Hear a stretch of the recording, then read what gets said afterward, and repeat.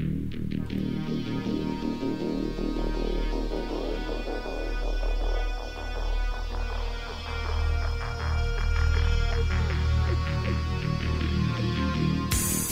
to Paranormal Central, broadcasting live from Central California with your hosts Jeffrey Gonzalez and Alan Thomas.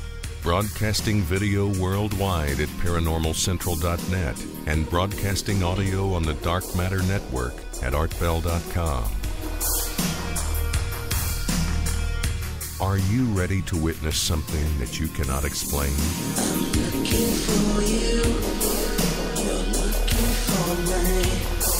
We have to decide what it will be. Can it be true? Can I believe the unexplained?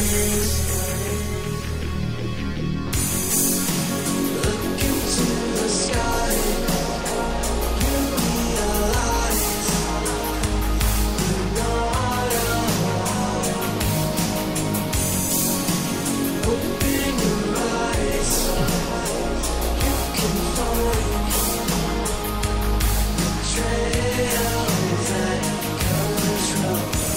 Hello everyone, welcome back to another episode of Paranormal Central, broadcasting live from the bottom left-hand corner of the Nevada Triangle, Central California, Fresno, the city we are in. Welcome everybody, my name is Jeffrey Gonzalez, I am your host for the show. Also the founder of a group called the Sanger Paranormal Society. Been in existence for over 10 years now. Been doing this show over 7 years. So welcome if this is your first time. Glad you can be here with us today. Have a team of investigators who are as whacked as I am, and I got a couple of them in here right now. My co-host to my right, to your left, Alan Thomas. Hi y'all, how you doing? And womaning the board back in the dark corners of Paranormal Central. I can hardly even see her. Oh, she just sent me a signal. There she is. Emerald Bonilla. Hi guys. All right. If you are watching us at livestream.com, well then obviously you're looking at us right now. If you are going to want to just hear us, you can do that by going to the Dark Matter Network at artbell.com. Yes, artbell.com is broadcasting our feed audio worldwide on the Dark Matter Network, and we want to thank them for that. We are going to be showing some pictures tonight. If you are watching us, obviously you can look at them here. For the Squatch Report, which Danny is going to be giving us on in a couple of minutes here, we sent over the pictures to the Dark Matter Network, and they are on the artbell.com website right now, marked Paranormal Central on the homepage. So you won't miss anything as far as Bigfoot goes. So, all right, well, we're going to go ahead and get into it because we have a lot of stuff to cover tonight. We are broadcasting 3 hours tonight, and an hour and a half, 90 minutes into the show, we're going to take a little break because we have no commercials here as of yet. But maybe one of these days we will, and I think that will happen. So, all right. I think everybody is ready to go. I am a little exhausted. Been working my behind off because, you know, we are not making $1 million doing this show. You know, we still have full-time jobs and all that kind of good stuff. So, we try to do the best we can. And we're going to talk about that in a little while after the Bigfoot report because we need to talk about that. But, okay, we're going to go ahead and get a hold of Danny Valderrama. And Emerald is going to let her fingers do the walking and get him on the line. A lot of stuff has been happening in the past week. And it's been pretty crazy in the Bigfoot field.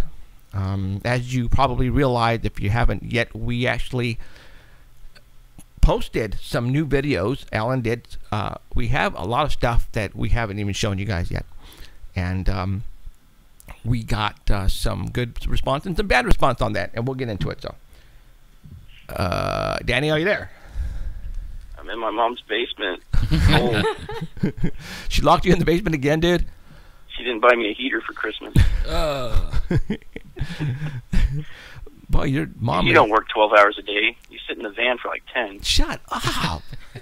You know what? Every time he passes by me, what am I doing? Sleeping? Sleeping or sitting in the van. No, I'm not sleeping. I'm in the van. Your head's down when I pass you? Yeah, whatever. I'm looking at my iPhone on Facebook. That's why. For those who don't know, I work for AT&T Telephone. I am a technician by day. and an investigator all the other time. And Danny is a UPS truck driver. And Who runs over people. yeah, he runs over people. And Twice. Yeah, twice. Only twice. People, this is an inside joke, but this actually happened. Danny, how many people have you literally ran over on the freeway? Just one. No, lie. You said twice. 2 of them. No, I was kidding. It's just one. He was already there. You can't run him But over. he backed up and made sure that he hit him. So you See? were going down, what, the 41 and the 99, and you ran over him? 99. And- Yeah, he had jumped over from the overpass, and I didn't see him already laid out on the ground. Now, you ran him over on with the brown truck, right? Uh-huh. On my way in. With their Ew. with their blood with their blood all over the inside of the tires? I looked. There was nothing. No. But you know what you really can't see, because all the people that are stealing the copper wiring from the lights, Oh. the freeway was pretty dark. So Sure, only blame the light lights. you had was from the headlights. So you couldn't see anything on the freeway. So And when, all the lights on that freeway are still out. you know, I don't know why we're still talking about this, but we are. But so Paranormal. It's not normal. so he's not normal. You ran over people on the freeway. When you ran him over, did he go boom boom? Yeah, it just felt like hitting a... Speed bump? Why are we talking about I don't this? know. This is gross. Because, Curb at because 65 Danny's miles always an hour. making fun of me, so I mean, It I was had to like, get, boom. No. no, I think that it was already gone. But okay, Not a good feeling. it's not a good feeling, huh? All right, okay, no more of that. Sorry, guys, but that's what we do for a living. I work for AT&T, and he runs over people. So okay, Danny, the Bigfoot report for January the 4th. January. Yeah, I put December the 4th, and somebody had it. Yeah, he goes, dude, hello, we're in January now. I'm like, oh, crap. So, there's a lot of Bigfoot stuff, and I want to keep you on the line afterwards, Danny, to talk about some more Bigfoot stuff and the bird pictures that you sent me, all right? All right. All right, let me get to the pictures. Now, when, we get a lot of emails. Hold on, Danny. We get a lot of emails, and let me tell you, we get Alan is the one who goes over the emails, and unfortunately, he can't go over all of them. I mean, how many? You're getting hundreds and hundreds and hundreds of emails. Yeah, like 5,000 a day. No, really? Yeah.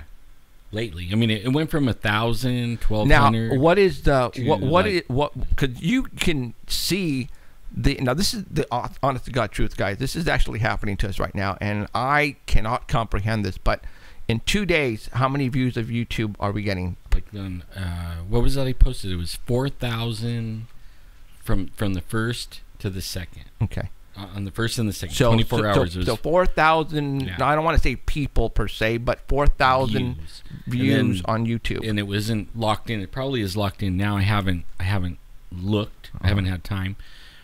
But only it was around.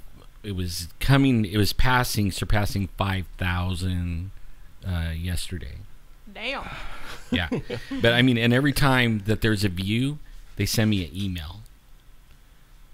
Uh-huh. And then if somebody has a comment, they send me an email. Right. And there's something like it was 300 comments a day. Dude, So- you can't. There's no way you can. No, there's no way. So Just finding the comment ones, you have to scroll through like 1,200 emails of just YouTube. Jesus.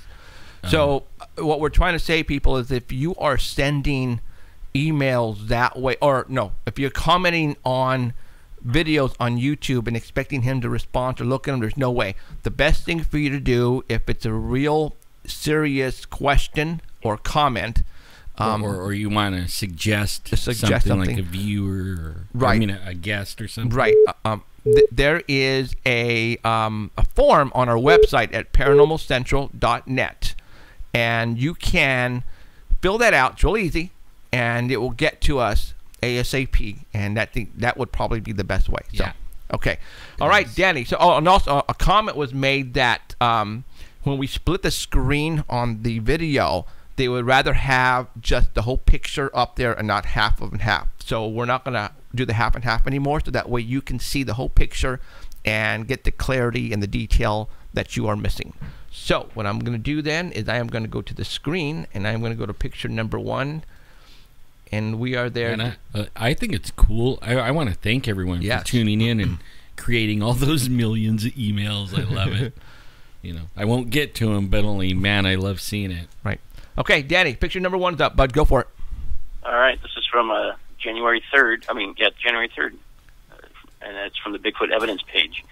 This is a boy and his dad who were hearing in Turner, Maine, that were hearing noises in their front yard and their backyard. They live on a ranch that has a wooded area behind the property. And apparently the dad had recorded something walking through the front of the yard, and then the boy was hearing screams and moans from the backyard. He was out there by himself, and he said he had a rock thrown at him. It bounced off a tree and landed near him. So he got out of there, but he's been hearing a lot of noises back there for the last 2 weeks. So he goes back in the wooded area, and he sets up his camera because he hears more screams back there. And he says he set up his camera, his little iPhone camera, put it on record mode, and pointed it towards the woods on a trail. It's 10 degrees outside, and he says he sat behind it, but you can hear something in there, like walking away. And then as he's walking away, you can hear something scream, and then does it about 3 times, and it seems to get further and further away.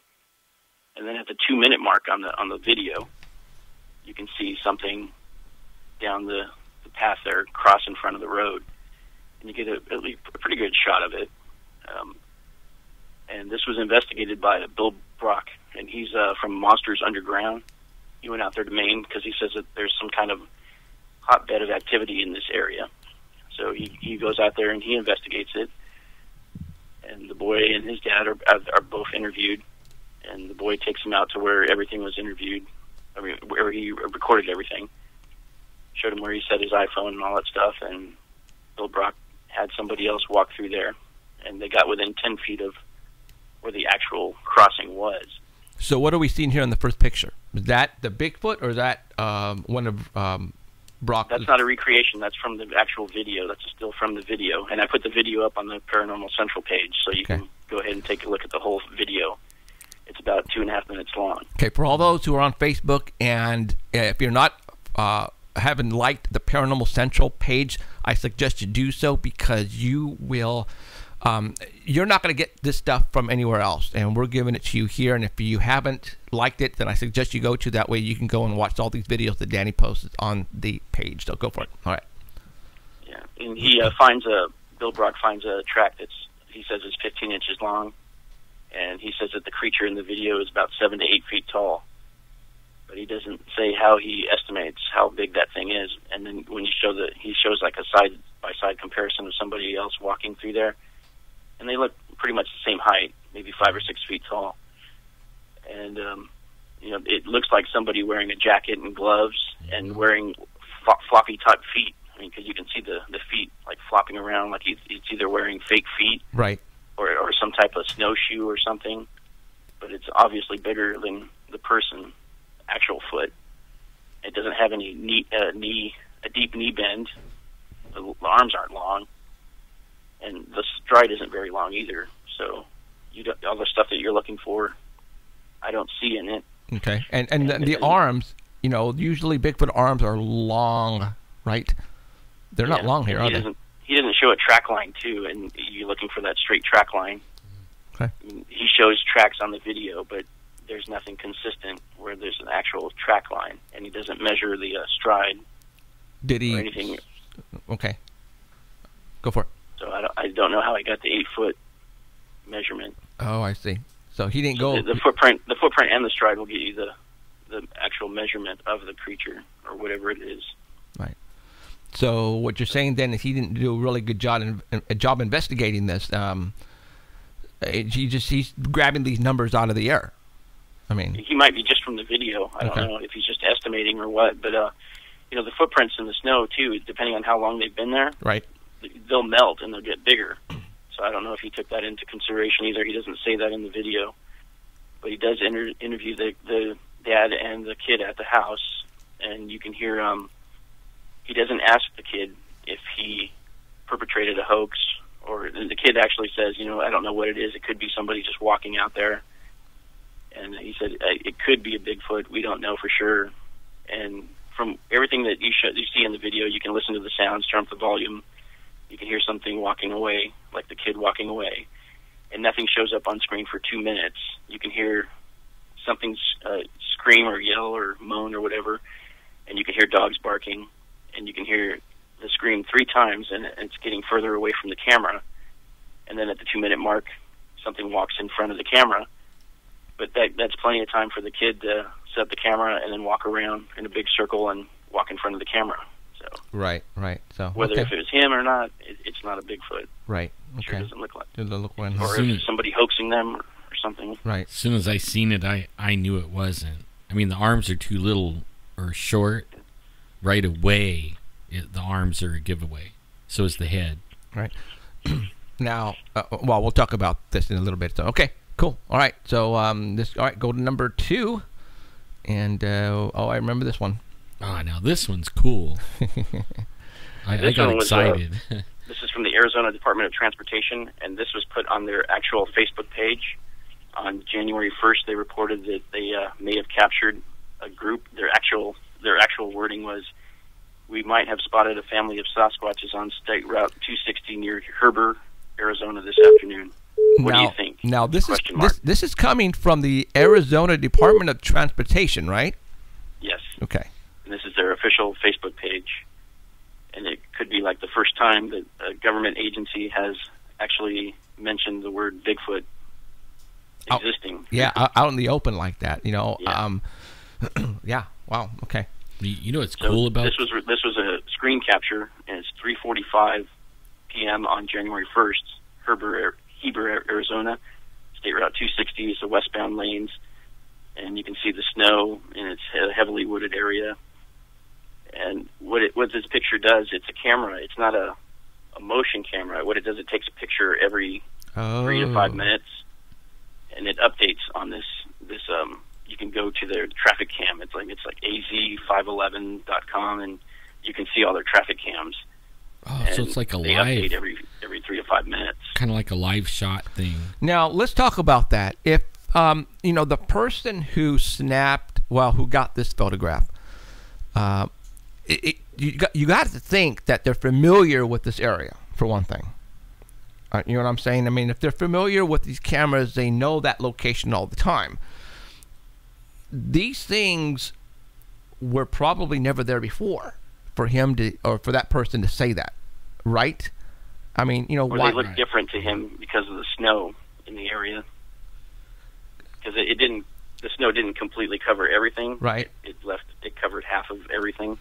So maybe it just gave a different perspective to the person looking at it. Because I'm looking at, several objects here, and I'm circling them right now with the mouse on the computer, and they're really close to the road, for one thing. And they're big. Yeah, and they're big.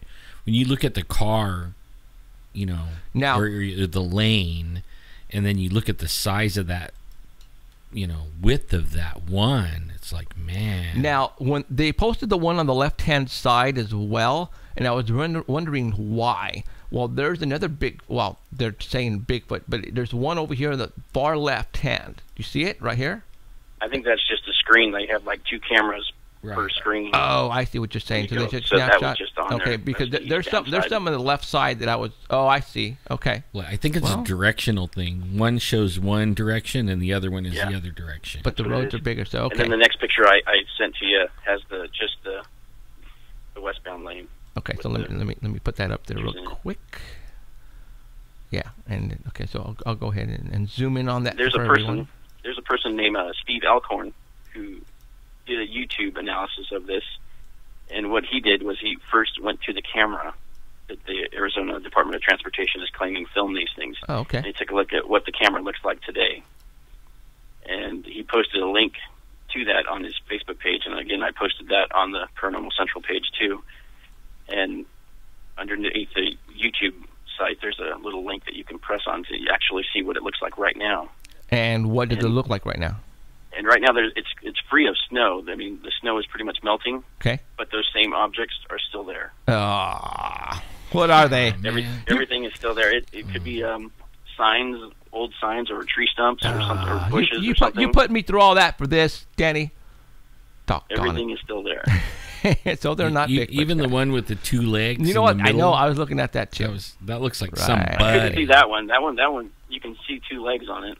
Yeah. I couldn't see that one in there. Oh, really? But if they are a group of Bigfoots hitchhiking, nobody picks up hitchhikers anymore, so Right. they're still there. Okay, so what you're saying, though... The government was messing with us. Okay, well, wait a minute. So you're saying that some of these are still there, but not all of them. I didn't see the one with the legs. So that one is gone. And it just could be somebody playing in the snow. I don't know. It doesn't look too big. Right. Okay, well, all right, okay. So we pretty much consider this a debunk, correct? Yeah. Okay. Yep. And he's already he's had this up since January 2nd, and this was filmed on January 1st, and he's already close to 30,000 views Okay. Cool. on his little Well, yeah. debunk that he I mean, did. if you are It was going, actually if pretty you good. are going to take the time, what he did, then of course, people want to see what he did, and then yeah, thank you very much for him putting in the time to, I don't want to say debunk every single photograph, but to give us the truth. When it comes from a government agency and says, "Hey, I think we got a group of Sasquatches here," then you have to stop and take this seriously. So I think whoever put this out got in trouble for doing that. No. Yeah, so I wonder if he still had the job for doing that. So, all right, cool. All right, go to number. I don't think they sit and watch these cameras. I think that they go over it later, just randomly, because they run on automatic. There's a lot of cameras too. Yeah. Yeah. So, okay, got picture number 4 up. Go for it. All right, this is from January 3rd from the Mysterious Universe page by Steve Seaburn. There's been creatures, tall, thin, brown, and they've been seeing them walking up a volcano in Mexico. And these aren't just reported by people that don't know what they're looking at. These are reported by the actual hikers of the rescue mountain team that they have there, who know what they're looking at, who spend a lot of time up on the mountain. And they're reporting that they're seeing these large beings climbing up the mountain at a high rate of speed and agility. And they're walking up an ice shelf that it takes them maybe 3 hours with all their equipment to climb, and they're seeing them walking it in 5 to 10 minutes. See, now you can't. Yeah, a human can't do that, right? Very Yeah, cool. but that's a big ratio. 3 hours to 5 minutes. Right. Yeah. I know They're seeing them walking at night, and Yeah. they're seeing them walking in the daytime. They said they have no equipment. It looks like they're not wearing any clothes. They're brown, and they don't say anything about hair. So I don't know if they're describing a Bigfoot, but they said they're very large humanoid type things. They're just walking up the hill. And they have the volcano is 17,802 feet tall, and it's the second highest peak in Mexico. And they're estimating these creatures to be about 8 feet tall. And they've been seeing around the 13,000 foot level. So, definitely Yeah. less air How there, big so is- you don't walk too fast. How big is 5 meters? I mean, one of the dudes said 5 meters. Like I think 2 or 3 meters is around 8 feet tall. So 5 meters puts it like way up there. No way. That Yeah. tall? Yeah, that's what they were saying. And then they were saying that it had like spikes, like Yeah, a they said claw. the footprints were huge, but at the back where the heel is, there's like an indentation, like a spike that goes into the ground that may help them get up the hill faster. Yeah, they were calling it like a claw or something, like on its foot. Now, And they can see them climbing the mountain at the same time that they are, but they're not close enough to actually talk to them. They just sit there and observe them going Right. straight up the mountain. Yeah, and they see UFOs too. Yep. In the same They have a volcano. video of UFOs going into the volcano and coming out of. And they said that there's also reports in Peru of the same thing, and the Yeti would be the same thing. Wow. These are similar reports to Mount Shasta too. The guy that you talked about, Mount Shasta, who wrote a big old huge book, now, about 800 pages. right. Now, I got a text about an hour before, or 2 hours before the show today from Alex Chinetti. And he says, "Hi, Jeffrey. For all those who know, we've had Alex Chinetti a while back on the show. Actually, he was in the studio live. He's been seen on Ancient Aliens, a lot of UFO stuff. He's from Mexico, and he does a lot of interviews, and he's into the paranormal big time, especially UFOs and ruins like in Mexico and stuff. And he sent me a message. He said, "Hey Jeffrey, I interviewed the guy from the volcano climber guy who saw the humanoid creatures on top of, and the name of the mountain is Popocatépetl. I can't pronounce it. Popocatépetl. There you go. And he interviewed him yesterday. All right. He said it's very interesting, as in no matter they claim a possible lack of oxygen and hallucination, they found tracks and a kind of a third appendix as a sustaining finger pick. That's what you were talking about the climbing. It says the creature climbed in great speed, but the pictures at the web seems a hoax or rocks. The case happened in 1989 and is not related to the recent UFO activity around. But he says that, like what you said, that they are witnessing these creatures climbing this mountain at a very high rate speed, very high altitude as well. So now what we are looking at now, he says he doesn't know if these are the creatures or not. Yeah, I don't know if that picture is related, but it's part of the story. Right, exactly. It says they do have photographs and of the footprints and of the creatures, but it doesn't include them in the story. Right. Well, I watched the video, and this picture is actually researchers that are climbing the mountain. Oh, okay. It doesn't have anyone in it. I mean, when you can see it clearly in the video that they have gear and stuff like that. Okay. So I don't know if they're waiting and saving the pictures for later, or to finish their investigation, or doing whatever they're going to do. Jaime Musan was the actual investigator on this report, and that's where this came out. So this has been happening a while. So and I know there's a lot of people out there who've never heard of this, and that's why we're bringing it to you now for the first time. So I never heard of it. No, me either. I haven't heard of it. Nope, me either. All right, Danny. Next one. All right. That's it. All right. Yeah, thank you, Danny. Okay, don't. Actually, I had one more picture, and I guess that's the actual volcano blowing up. Volcano. Yeah, there it is, It's right there. popping its top off. Right. So, okay. Okay.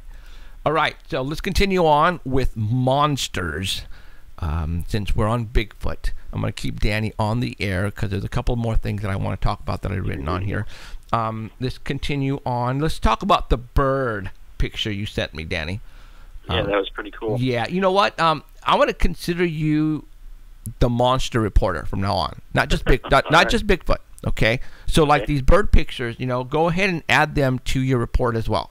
I mean, next time. So if you if there's a lizard man, I don't care what it is, monsters, you handle it. All right. All right. Okay. So let me find the bird picture. You sent me over two pictures. This is one was the bird and one was the comments on there, because one of the comments caught my eye. Okay, and I'm going to go ahead. I got the picture of the birds up right now, and boom, there it goes. This one here is from a Nat. How did you find these? From where? I follow Nat Geo. Okay. On Instagram. Okay. And so this is a picture of a bird from the Galapagos Islands. And I think it has the name of the bird under there. I can't remember the name of it. Yeah, you know what? Let me go to the next. Then let me go to the next picture here. And it says Frigate bird or something like that. Well, frigate. I forget. You know what? I don't even see it on here.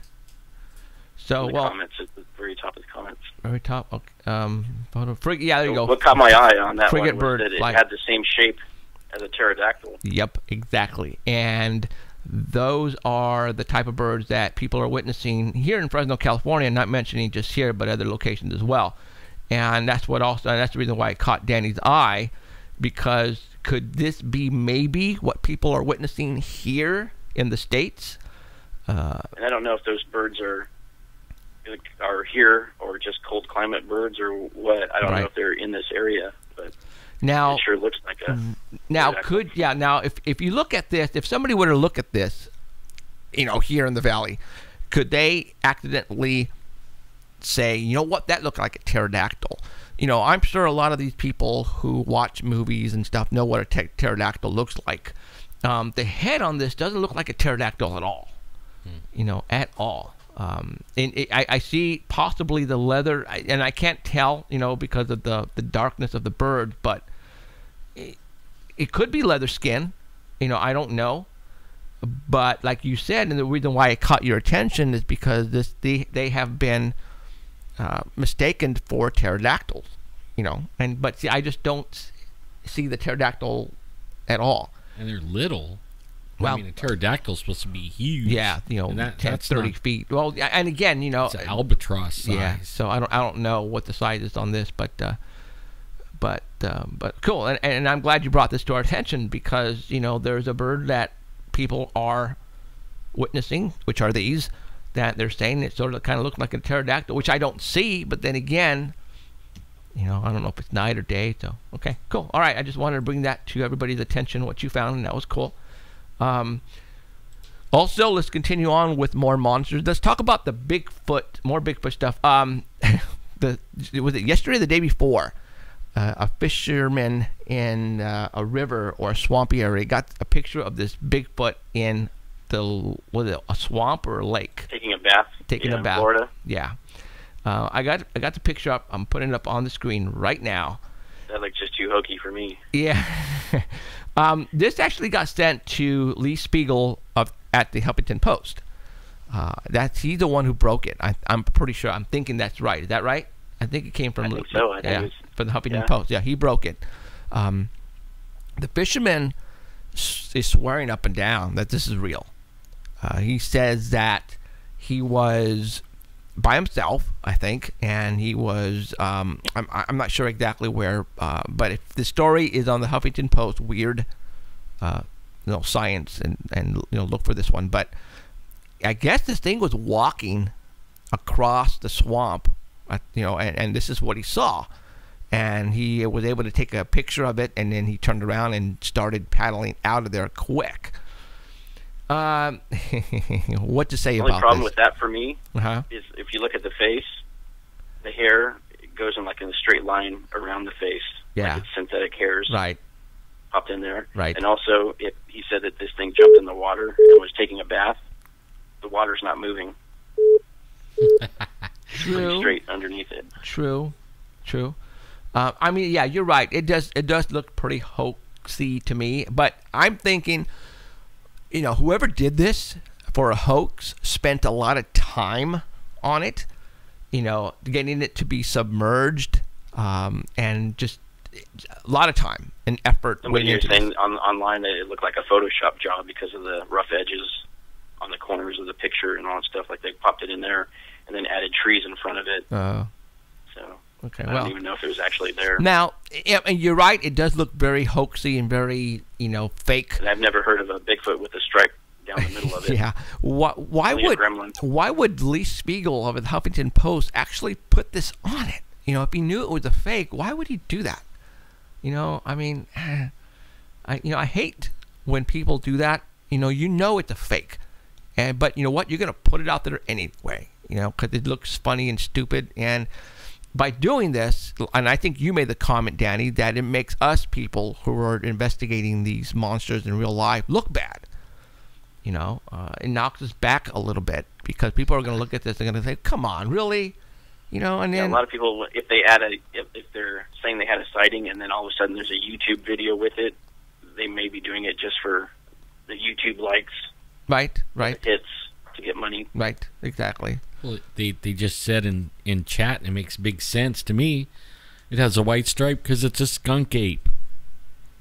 Oh, there you go, or a large gremlin. A gremlin. Yeah. So okay. Well, again, I mean, it looks so fake. Why would they put this out there? But it just makes us look bad. So okay, I wanted to talk about that. Get that out of the way. All right. Another. Oh my God! Did I put it up? Yeah, I did. For those who don't know and are not friends of ours on Facebook, I suggest you do so very quickly because we are now going to start putting up videos and photographs of stuff that we've had for now 5-7 years that you guys haven't seen yet. And because what's happening, and this is funny and flattering at the same time, is that you guys are nipping at the bud for Sunday to come around to watch our show because it's like for a whole week there's nothing, and then you guys have to wait till Sunday. And so what we're trying to do is we're trying to find stuff that you guys haven't seen before, and we're putting it out there for you. And in the past couple of days, I found some videos, and I sent them over to Alan, and Alan has downloaded them to YouTube. And there's only a couple of them. One in particular was the Bigfoot photograph that David Ragosa got up at the spot in 2007. And that was, back then, that made big news. Now, a lot of people have never even seen that photograph. So I think we even did a show on it recently. Right, we did actually. Like maybe like 3 weeks ago. Right. Or... And, though, we never really went in depth as we did on that video. Because the video, we showed a lot of different angles and me walking up in the same spot and stuff. So we put it up. And some people took that video and they said, and they were laughing. They said, that's not a Bigfoot, that's a shadow of a tree. Which blew me away, because in 2007, the same thing happened. People were saying it's the shadow of a tree, and they didn't think it was the actual Bigfoot. And I'm going to go ahead and what I'm going to do is, I'm not going to say his name. Let me cut his name out because I don't want to give him publicity. But for all those who don't know about the picture, there it is on the left-hand side. All right. And people are saying it was the shadow of a tree that caused the picture on the left. And I was totally tripping out. And, you know, some people on the internet took the picture apart and started ragging on it and started saying, you guys are out of your freaking mind. It's a shadow. As a matter of fact, what's his name? Bill Brock? Mm-hmm. He's the guy that you mentioned who did the investigation on the first report that you talked about tonight from Underground Monsters, right? Yeah. He said this was a bear and not a Bigfoot. He said, dude, it's a bear. And, you know, so now people are saying it's a bear and it's a shadow. I don't know where people are getting the shadow from. I really don't. I would rather give you more credit to call it a bear than a shadow, because you can easily see. I mean, what do you see right there, Danny? Around on the left-hand side. I mean, you see fingers, digits, right? It looks like two hands. Yeah, there's two hands there. This was before my time. I wasn't with you guys when Right. you guys went out there and investigated. Right. But I have been to that actual spot where Right. you guys took the pictures. Now- and there is a tree back there, but it's not close to the other tree. It looks like it's really close to the tree Right. in the picture. It's probably a good 8 to 10 feet away from the other one. Right. There's a big space in there. Big space. Now, what's happening is, you know, we're not well known, guys. You know, we are barely making headway out in the field, and there's a lot of people in the paranormal business, and I'm saying Bigfoot, that that don't know anything about us. So they think that by putting up this picture, this is the only thing that we have to back up anything that we do, which is not the case. You know, we've been going up there for now 7 years to the spot that David Ragosa let us in on, basically, okay? David Ragosa has been investigating Bigfoot for over 20 years, all right? This is the location where you see this picture is the same spot where we got the impressions on the windows of my truck, all right? There is also other evidence that we have, that David has. You know, we have footprints there. We have casted them. There's so much stuff going on there. We have audio, all right? We have audio of roars that... David has a video of one eating an apple behind a bush that he hasn't released. And, you know, there's so much activity at this spot that, you know, we're investigators. We're just not talk show hosts, as they would say. We go out in the field. As a matter of fact, Emerald was with us when we went up to the spot to investigate. Yeah, we went back with you. Back with me, back in the day. 7 years ago, you were with me and my wife, and it was, you know, David and somebody else. I don't remember who it was. And, you know, you took some video of the spot, and my wife was taking pictures. I was standing in the same spot. You know, the thing is not a shadow of a tree. All right? I don't care what you say, it isn't. We have experienced Bigfoots in this area. Matter of fact, Danny was with us when we heard the roars, and it scared the crap out of all four of us. Robert, Alan, myself, and Danny. It was awesome. Those are pretty loud. It was awesome. I've heard the loudest tree knock that I've ever heard in that area. I've also heard rock clacking. Mm-hmm. there was a visual sighting from a person that's never going to go back up there again. Right. Or less than 10 feet away. Right. Yeah, Yeah, we we had had- all kinds of stuff up there. Your son had things thrown at him right in front of us. Right. You know, And you so- know what I like is the mumbling. oh yeah. Oh, and When also you're also walking down there and you owl. hear the hear owls. Oh, the owl. 800-pound owl. Yeah, Yeah, you know, and that's something we did shows on this already, and it's archived. But what we need to do is we need to bring out, I guess, maybe the sounds again, and at a later date, maybe in a couple of weeks, we'll bring out the roars, and I'll get them tweaked so you can feel the bass of the roars. It sounded like King Kong. All right, you guys, Yeah, it it did. was unbelievable. Yeah. You know, we had one guy with us, Robert Scott, and I know you're listening. It scared him. He actually cussed. Yeah. He And was a non-believer. he was a non-believer, and he could not understand what he was listening to. He freaked. He dropped a couple of F-bombs while we were there because he couldn't believe it. A couple of other kind of bombs too. So it was unfreaking believable. It was closer. yeah. We are getting so close now. I mean, now these things are coming up to our campsite. They are walking around us. You can hear them now. Since I've got a FLIR, now we'll be able to actually see them the next time we go up. So you know, for those who those who think that this is the only thing that we have as evidence and experiences, you're wrong. It is not, Yeah, and then because Jesse James sent us that big old spotlight, and I've been playing with it. I didn't even think about that. You know, that thing will go a half a mile. We actually, you know, took it out and you know, shined it down this stretch in this really dark thing and measured it with the car.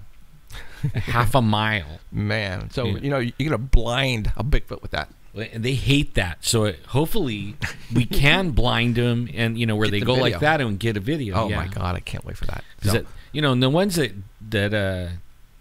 like get on our case about some of these pictures, I want to see their pictures. Serious. I mean, we go out there. It is not easy to get even a little shred of anything. right. And we come back with stuff consistently. I mean, it isn't a lot, but it's more than anybody else has. Exactly. You know, it's even more than Finding Bigfoot brings back. Yes, You know, and way we more. do go out there, and when we do get questionable pictures or something that looks kind of interesting on the cams, we do go out there and try to recreate it. We do. Yeah. We do go out there, and we go out at the exact time that it's stamped on there and try to recreate it to see if it is shadows. Right. And a couple times that's what we found. Right, That it was and a shadow. which is a bummer, because I thought we Yeah. had cool pictures and smoking guns, but no, Heck it yeah, wasn't. That's why we go out at the exact time that the picture was taken to Right. see the exact shadows that are And there. we spent a whole afternoon on that one, and we thought for Yep. sure it was a Bigfoot, and it turned out to be a shadow. Right, exactly. So, you know, we are out. You know, people say, man, you guys don't go out in the woods. Dude, we spend days in the woods. We get rained on. Tents get leaked, and we get rained on You get bit. by mosquitoes, God. by hundreds, especially you, Danny. They love you. Oh my That God. was horrible. Oh my God! You had the measles on your face, dude. You need to get you need to get one of those nets that's part of a cat. I got tore up. Oh man, dude, you always get torn up. And 100% DEET. Danny. I just stand by you, and the 100% mosquitoes get off of me, and they go to you. So 100% DEET. That's what you need. Okay, so you know, for those who don't know who we are and how long we've been doing this a long time. We've been featured on Monsters and Mysteries, Monster Quest, Finding Bigfoot, Alan, the Windows on Finding Bigfoot. So, you know, we've been there, and we're doing that. I'm not saying that we haven't done that, but we're doing that, and we're going to keep doing it, and we're going to keep doing it because we want to keep bringing you this stuff. We're just not going to be back here behind the computer and thrashing other people saying, hey, you don't know what the heck you have there. No, we're going to go get the stuff, and we're going to bring it down, and we're going to show it to you. Actually, we don't go bashing anybody's No, stuff. we don't. No, we don't. You know, Right. We look at it and it's like, Cool. whatever. Yeah, whatever. Yeah. If it doesn't look like it, we just say it doesn't look like it, but we don't go on and on and on. Right, right. So, you know, we were, you know, this particular photograph and video, Unless it's Rick Dyer. and then we mess you up. But yeah, So Everything's going to be controversial until sure, you have a body. until we have a Right. body, correct. So, you know, we're going to be putting out more stuff that you guys haven't seen, and we'll probably get slammed for it. But you know what? We're out there getting the stuff for you, Yeah, and we're not gonna put up a Bigfoot like that we just showed you in the water from the shoulders up. You know, we're not gonna show you that crap. No. All right, that's the stuff that we're not we gonna have show some you. good UFO stuff that is what I'm going to be putting some good UFO stuff. Now, UFO stuff now when this we week. say UFO, we say unidentified flying objects. All right, we're not saying UFOs from Mars, Venus, or Neptune or Uranus. All right, this is the stuff. This is the stuff that we cannot identify, which it very well may be our own crafts. Yeah. All right, so the stuff that we have, we cannot identify, but we're going to show them to you as UFOs. And when you see these things that we have on video, and we're going to let you see them here pretty soon, you're going to go, whoa, that does not represent the light configuration of an airplane or a helicopter. All right, so You're going to get lights in the forests on trail cam. and that's matter of fact, in that video that Alan put up, it has those lights in the background that you can not identify. This is in the forest, guys. We have redwood trees that are about, 90, 80 feet high. 150. Yes. And, 150 feet. People were saying, well, maybe it's a helicopter or it's the moon. I'm going, no, guys, come on. Now, you guys are probably going, well, what's the significance of these lights? We don't know. We even have, I mean, this is really interesting to me, but there's like fairy lights. They're like little fairy lights. Now you're going to get my wife into this one. I mean, there's stuff we haven't put up. And, I mean, we can't explain it, and it's in the middle of nowhere, and it's at 3 o'clock in the morning, and it's on different nights, and it's way off the trail. Okay, that's what you guys got to understand. It's way off the trail. You can't see the camera.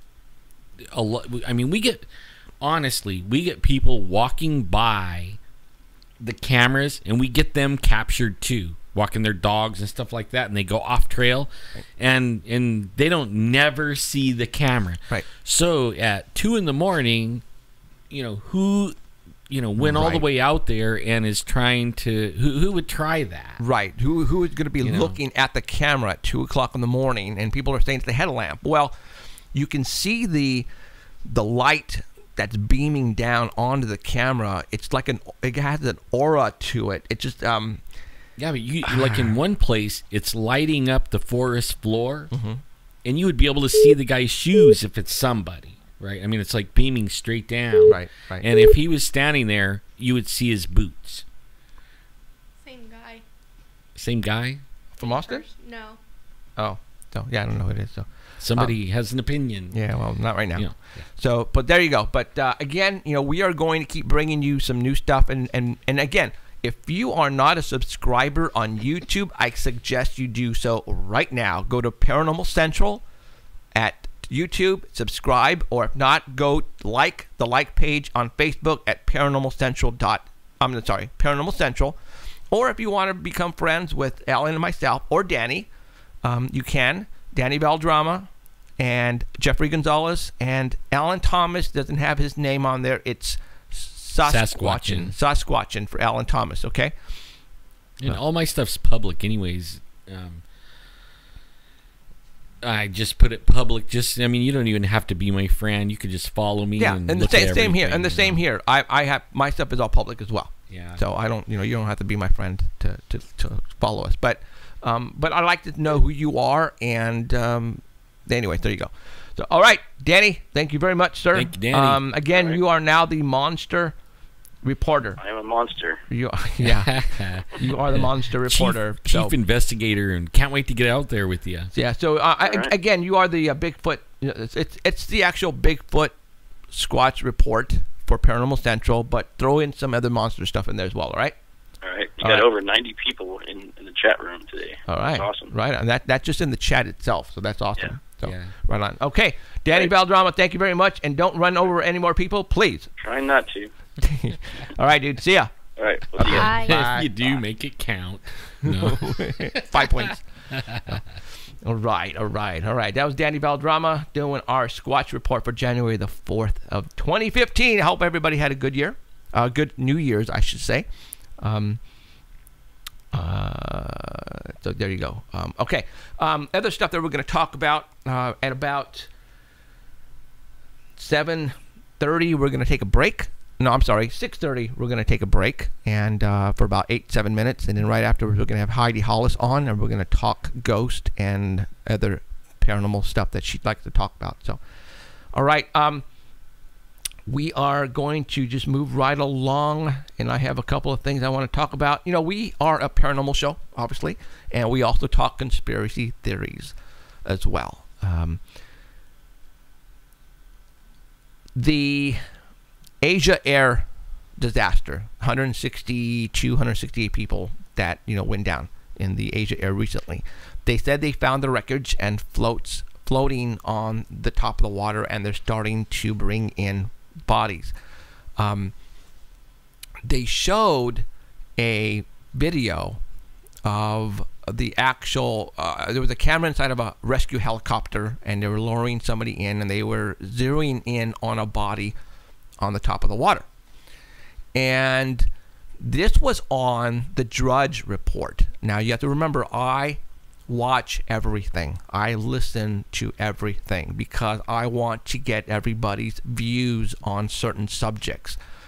This particular video got placed on the internet. Matt Drudge reported it first. There was like a stick, like a large piece of wood in the on top of the water. People were commenting about that. They were going like, what is and it looked like to me like a 4x12 piece of wood. Like, what is a piece of wood doing on a big airplane? That doesn't make any sense, right? Well, then they got this video and of a body floating on top of the water. And what I'm going to do is I'm going to show you that body. Now, don't get all wigged out on me, all right? It's from a long distance, but I'm going to do a close-up. Somebody actually did a close-up of this body and at the knee portion. And, well, I'm going to show this to you real quick. So if you are watching the screen, I'm going to go ahead and show you right now what I'm talking about. Dummy 1, dummy 2. Okay. What you are seeing right now is coming from TV1. I don't know what broadcast network this is already, but they're lowering, looks like from a helicopter. There is a guy right there on the rope, and there is a body floating stomach up. And it looks like it only has briefs on. All right. What happened is this particular video or snapshot was on Matt Drudge. Now, Matt Drudge is really respected, you guys. If you are liberal or conservative, whatever, this guy gets millions of hits per day. What somebody did is somebody actually went in and did a close-up of this actual person. And I'm going to show that to you. Oops, wrong one. Okay. And this is what they spotted. And at first I'm going, nah, maybe this was an injury to the person. But there's a knee joint there. Looks like this is an actual dummy, a mannequin. It's what they're looking at. It's the same photograph that I just showed you from the video of a snapshot. There is the knee joint there. And I'm looking right here below the waist of the briefs, and it looks like the actual hollow point of the leg. And I'm going, is that a dummy? And if it is, why would they be filming a dummy? The only thing I can think is this is all was placed there and not real. And that's the only thing they're suggesting. All right, you guys, that I'm not saying this is a false flag, but this looks to me as it's a dummy. I mean, Alan, what do you think? Dummy. It's a dummy. It's a dummy, Yep. right? Uh-huh. Okay. This is not made up, you guys. This is what was on the major networks, and I think it got pulled right away. And I don't know if you can find this anymore, but there's YouTube videos on this, and you can go and Google it. As a matter of fact, Google mannequin dummy Asian aircraft or whatever, and see for yourself. What am I suggesting here? I'm not suggesting anything. What we do here is we bring you what we find so you can make your own judgment. All right? A couple of things could be going on here. One thing is they never found the aircraft, and they placed these particular items in the water and did a rescue and took video of it to show you that they did find bodies. All right.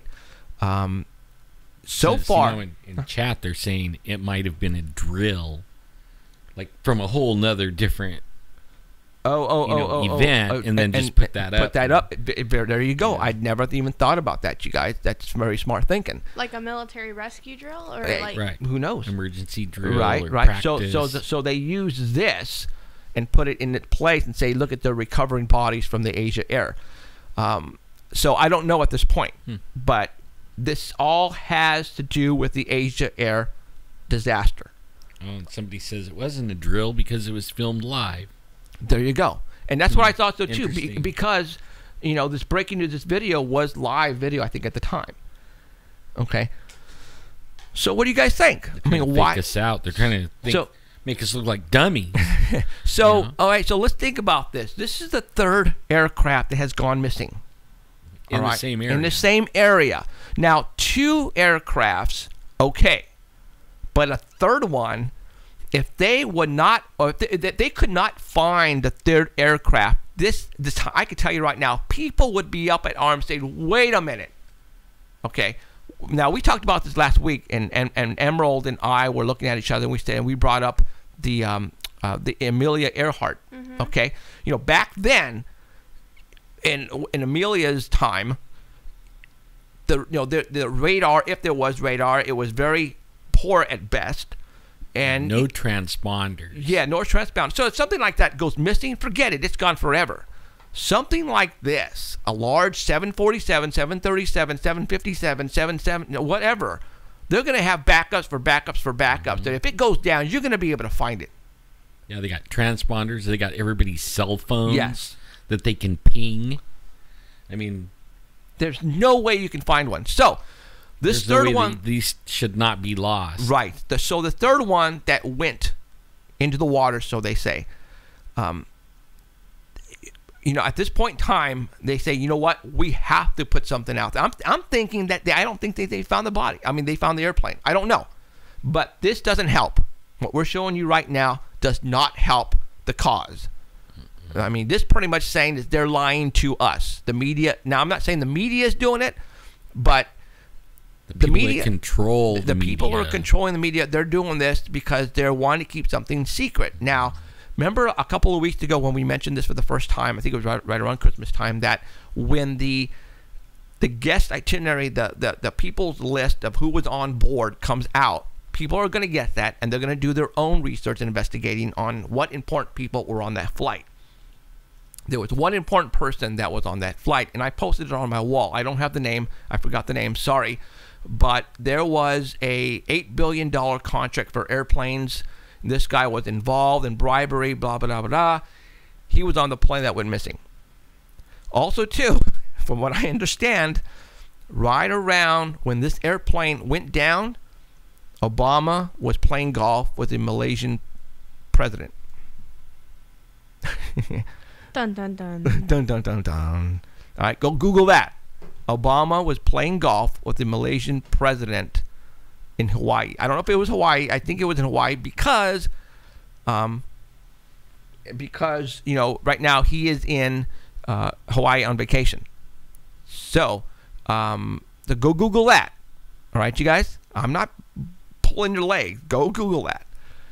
So what are we getting here is that something is not right. Something is not right. All right. Now, I'm really going to be messing with your heads now. Okay. That was the Malaysian Air disaster. Let's go now. I want to talk about the Pakistan. A couple of weeks ago or a month ago, they had a school shooting. I think there was like a lot of kids that got killed in Pakistan. Right. BBC was doing a report on that particular incident in Pakistan, and they were showing walls where they have pictures of all the children that were murdered, and somebody found the video and noticed something very peculiar. I'm going to show you a snapshot of that right now. Okay, let me find it.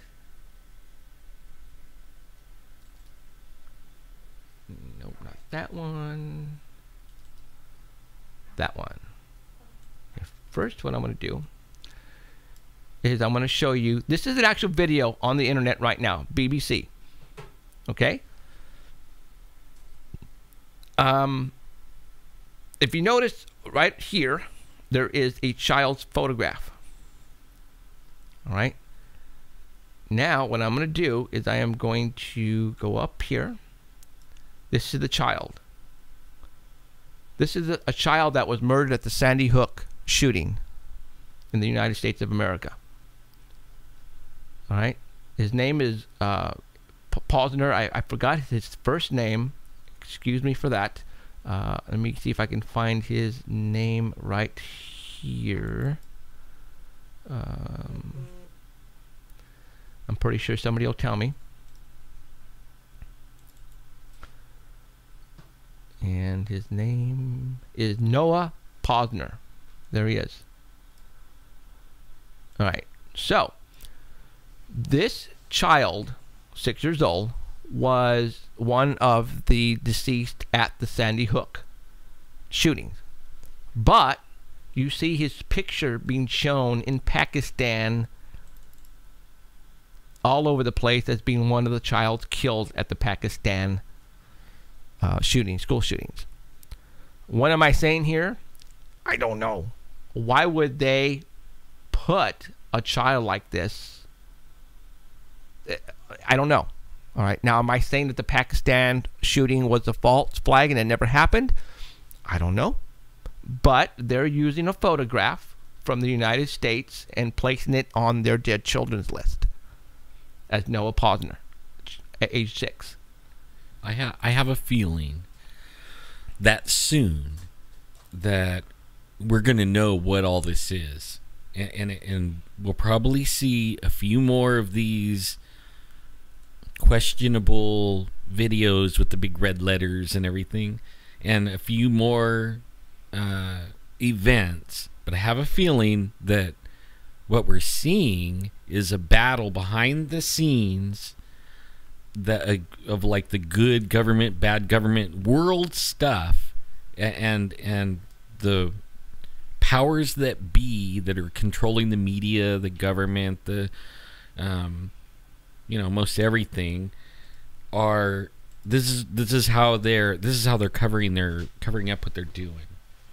Now, you were mentioning good and evil, right? The people, and then the evil ones are the ones that's putting this stuff together, and they're trying to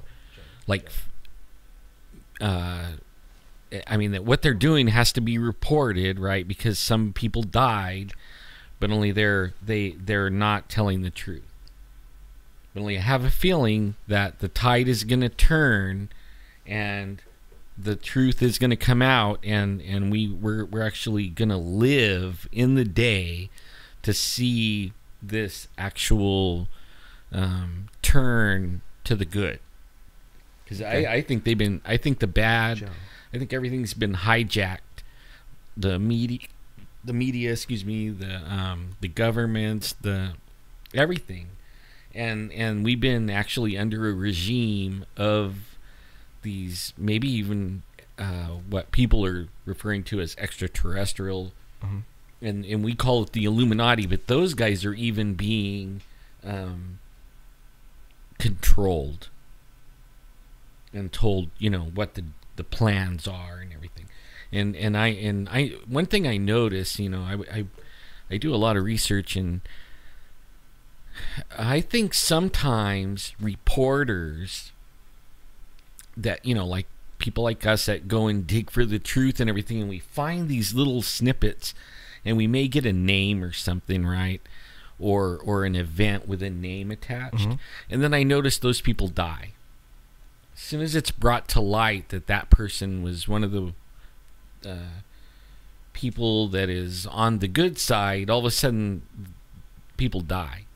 And so I almost think that people reporting good stuff, good information, and really good research actually have been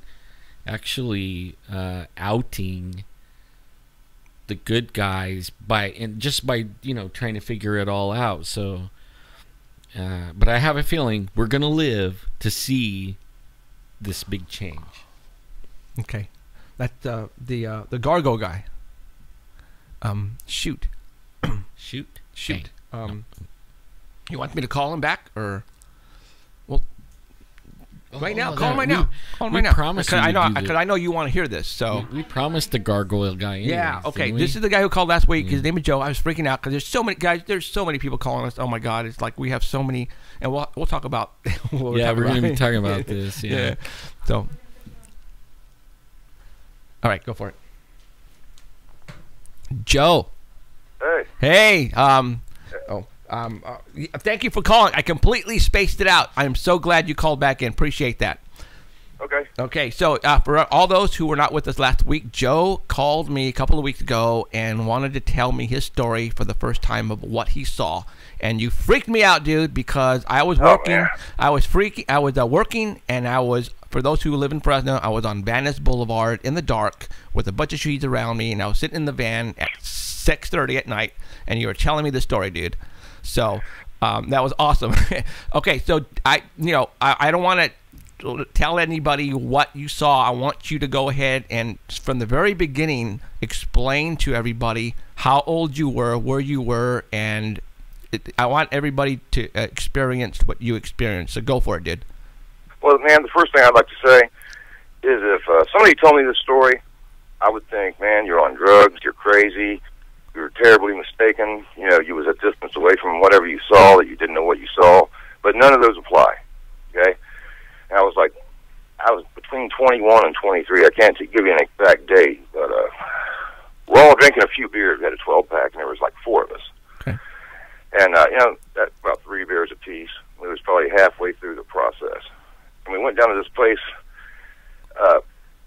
There's a golf lookout tower there, and they call it Frankenstein. How old are you right now, Joe? I'm 51. Okay.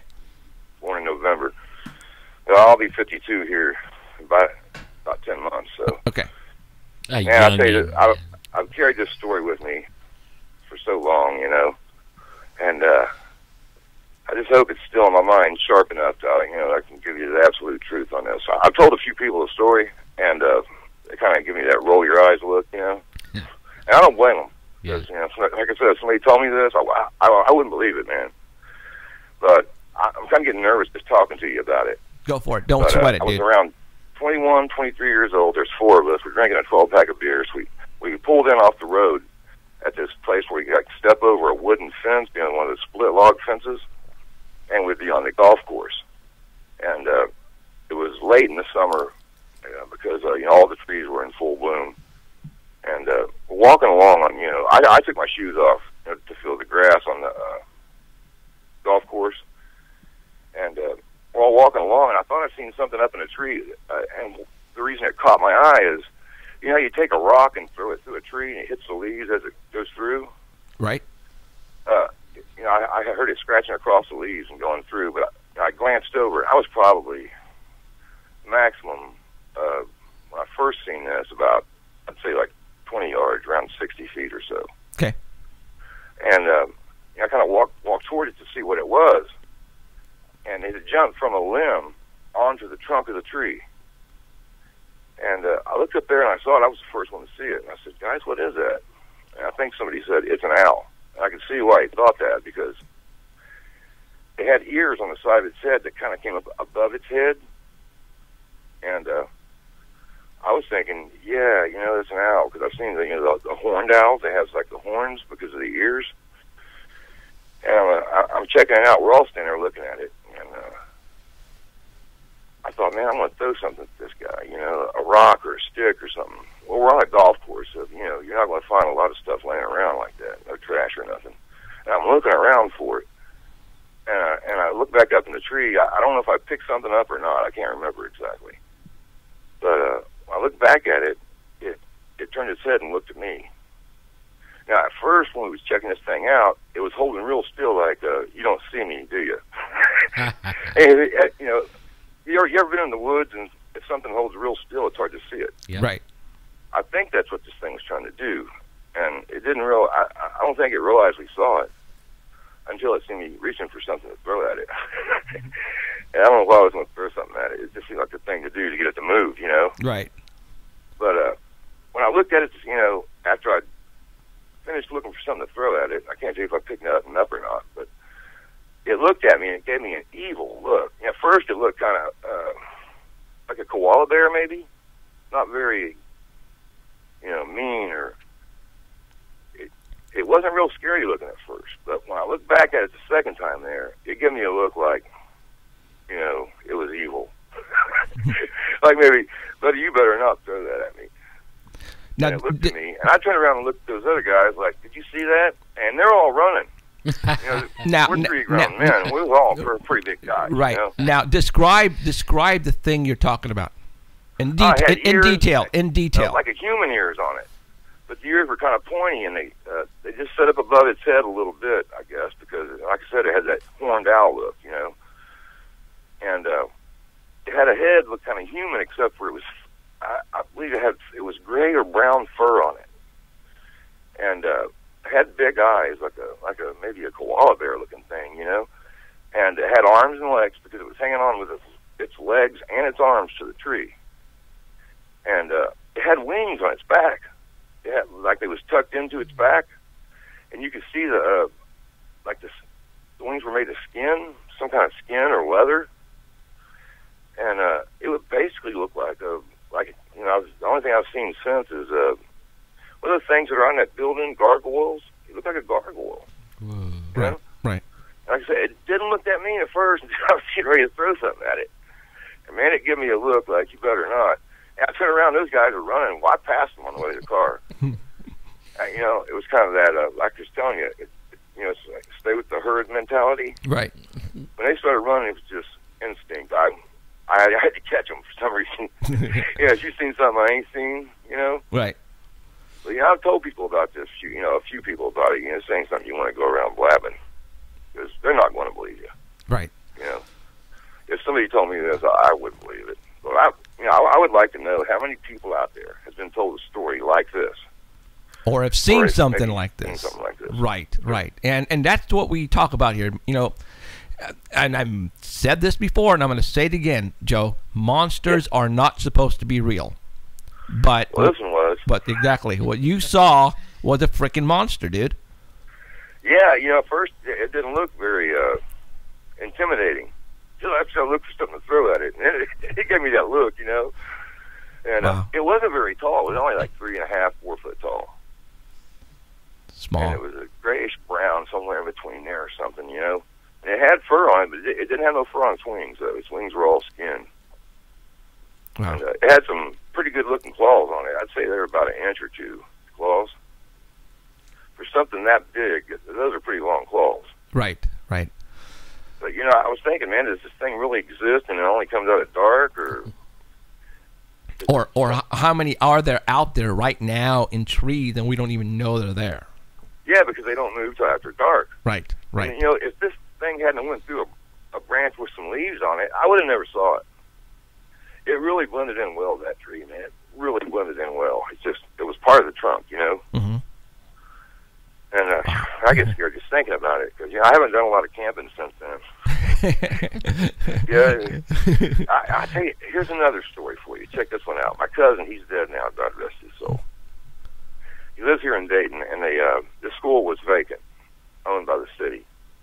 And I want to get a drink here in a second. And anyway, him and his wife it was late in the day, and it was just starting to get dark. And his wife said, "Mike, come over here and look at this," you know. Well, anyway, they said it looked like Cousin It. Have you ever heard of Cousin It from Adam's Family. Monsters? Adam's Family. Yeah. Yeah, Adam's Family, where he's all hair, you know. Right. Well, my cousin said that stepped out onto the porch a couple feet from their door, you know, and it was going up the street, and he said it was making this noise like hibbity-dibby-dibby-dibby. I swear to God, man. And my cousin wasn't a liar. I mean, he would not lie about this, you know. Right. And it freaked his wife out pretty good. I guess she was like, you know, first when she first saw it, she's taking a double take on it, and she's like, "Mike, come here and tell me what this is," you know. And it said, "Yeah, Mike, night, come here and tell me what tell me what I am, or something like that. What? And I guess that really scared them when they saw that. But the school across the street's why I brought that up. I guess it had been closed for a year or two, and there were Air Force vans pulling up over there, dropping stuff off, coming in and out, Air Force vehicles. Whoa. And I'm thinking, I don't know, I've got my own take on this Bigfoot thing. You know, what's that? The Book of Enoch talks about the giants. Yeah. Yeah, they're finding all these giant bones, you know, in the Ohio area and all over the United States. These giant bones, and they took them to the museum, and they've disappeared basically. Right. But I'm thinking they're Nephilim or something, because you know I've heard this thing speak on where they recorded it on the internet here. You know, Bigfoot. Mm-hmm. And the noise that thing my cousin said was making sounds very similar, like, you know? Okay. And So I'm thinking, man, the Air Force is over there. I mean, what are they bringing, like, you know, bus loads of these things in that try to educate them? Or, And are they Nephilim? or, you know what Nephilim is, right? right, oh yeah, or the actual school, there's actually something maybe underneath the school. Well, it could be now, because they tore the school down right after that. They tore the school down and built a new one. Oh, okay. Huh. Yeah, I used to work on electric air cleaners. You know, the charged particle cleaners, you know? Uh-huh. And I was taken out to right pad because I had an honorable discharge from the Army. And I was working through a temp service. And they had me replace a fan. They took me down 5 floors below ground. And I replaced a forced air fan that ventilated like four floors down from that. And where was this at? Wright-Patterson Air Force Base. Oh, sweet. You're looking at 9 floors below ground right there. Right. That's actually where Roswell, they took the Roswell thing. Yeah, I think these things are related. I think they're Nephilim. Because Nephilim is the sibling, or the son or daughter of one of the fallen angels and human. That's why I think they're part human. Right. I think the government knows about them. But, you know, they're basically not going to admit to it because, you know, if what they say is true, like, you know, like the fallen angels, you know, if they're worshiping Lucifer, Mm-hmm. that's the head fallen angel, you know? Right. And they're not going to mention anything about a Nephilim, you know, the son or daughters of those things, because they're basically worshiping the head honcho there. Well, I think that they actually run the world anyways, you know, and that's the thing they're hiding from us. Well, you know how they say they never find the remains of a Bigfoot? Right. Well, I think they have, because all these, you know... Oh, no. No, 11-foot bones. Yeah, our government... I think they're Bigfoot. No, our government does have the remains of Bigfoots, and our government know they exist. Simple as that. Well, I believe that. Oh, yeah. They know they exist. They're covering it up because when the time comes to... You know, when somebody finds a body or shoots one and they show it to the world, then the governments are going to finally say, yeah, we have known about these creatures for such a long time. And let's just say that maybe these creatures have something to do with missing people or the bad things that have been happening to the public. And they finally come out and say, you know what, they are responsible for this, this, and this. And the public is going to retaliate and say, well, why didn't you warn us before?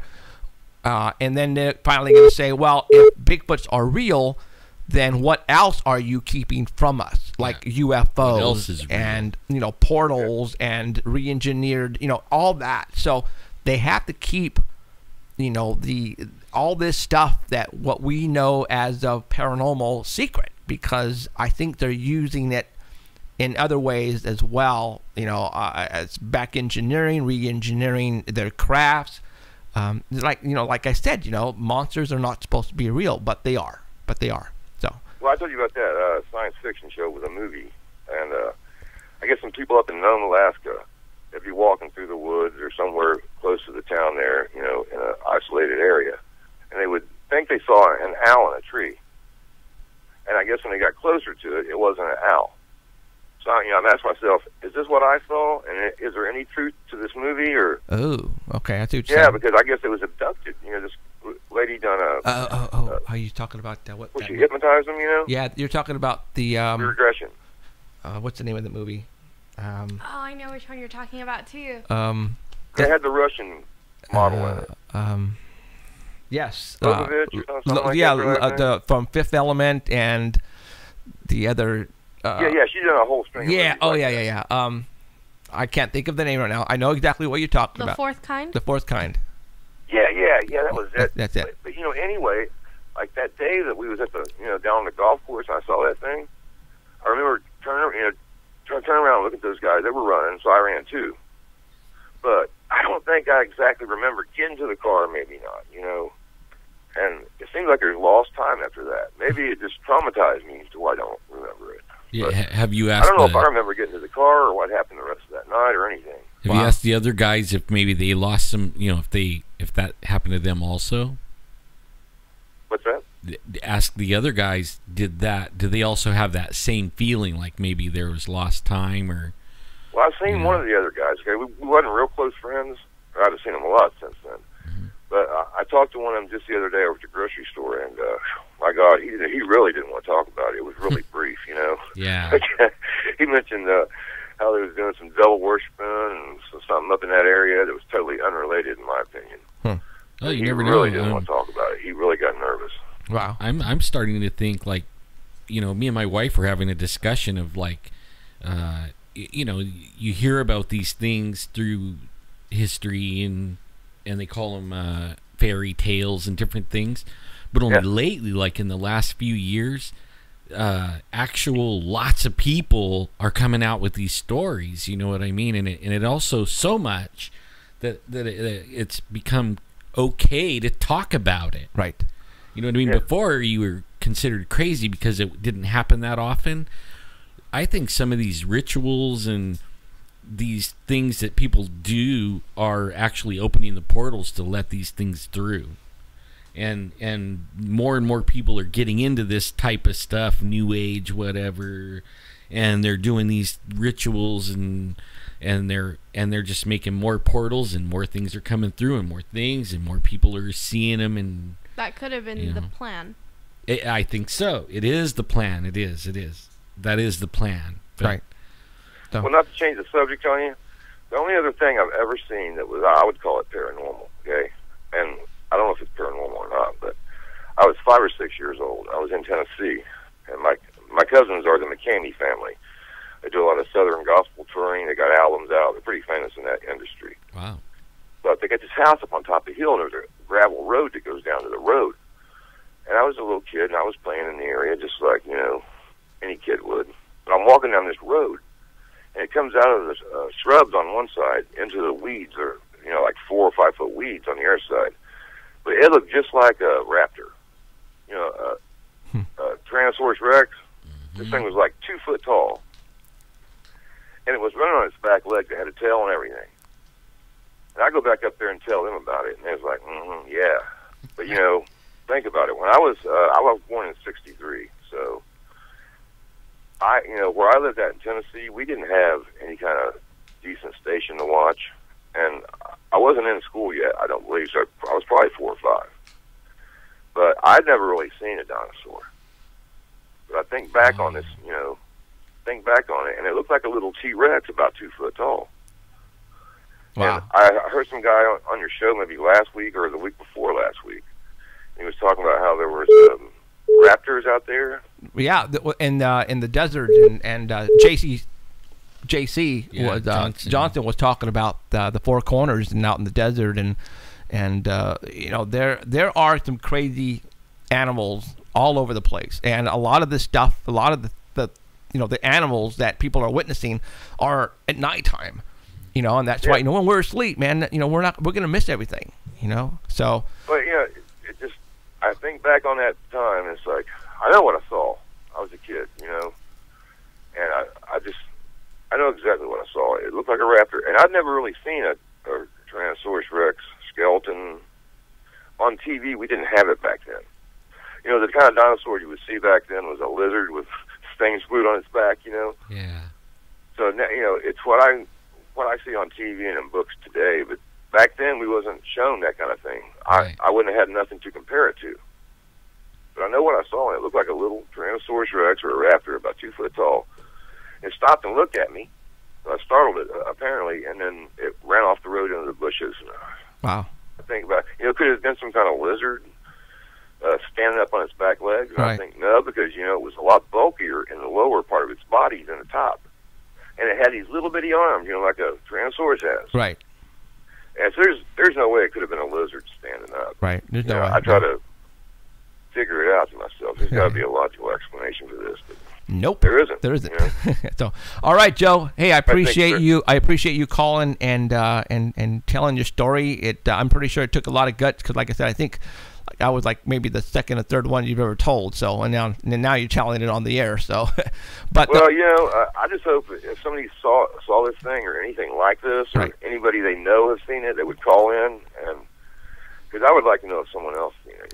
And that's the So whole I'm the only idea. Crazy one here. Right, and that's the whole idea because there are people who have kept stories like this inside themselves, and I don't think they want to die without telling anybody. And this is where you want to do it. This is where you want or to tell. finding out if there's other people that saw it. Well, God bless you, sir. Right on. All right, Right, Joe. man. Thank you very much. Keep watching Happy and New listening. Year. Thank you.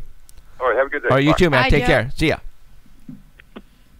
All right. You know what? I noticed like lots of people are calling Yeah. today. So okay, you know what? Is it different Don't numbers? call anybody. Don't call in yet. What we're gonna do is we're gonna go ahead and take a break right now, and we're gonna go ahead and take our little 8-minute, 9-minute, or 7-minute, or right around there break that we usually do, and we will come back and we'll start the second half of the show.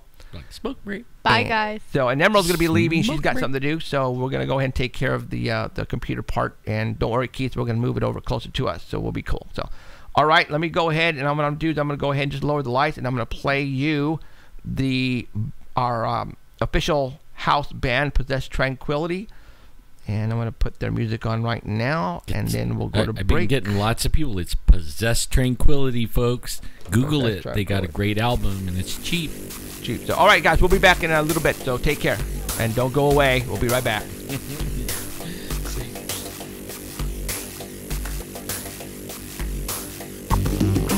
You think you're so smart, hiding from the ones who know you.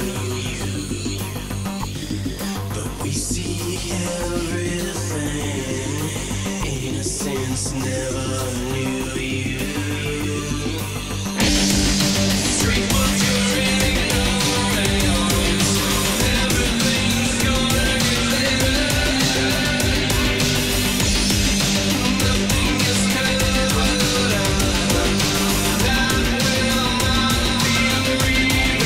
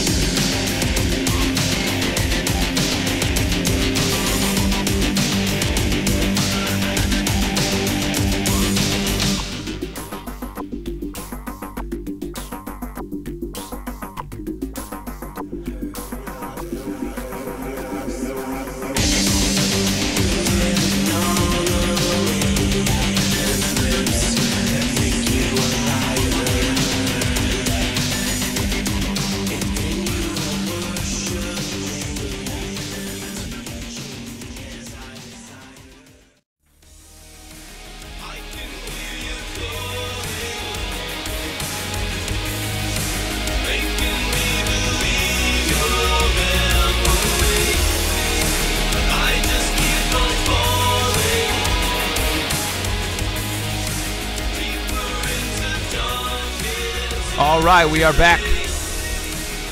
For those who stayed with us, thank you very much. Second half of Paranormal Central on our way. All right, here we go. For those who are tuning in for the first time, my name is Jeffrey Gonzalez. I am the host of Paranormal Central. With my co-host to my right is Alan Thomas. And we're going to start the second half of the show.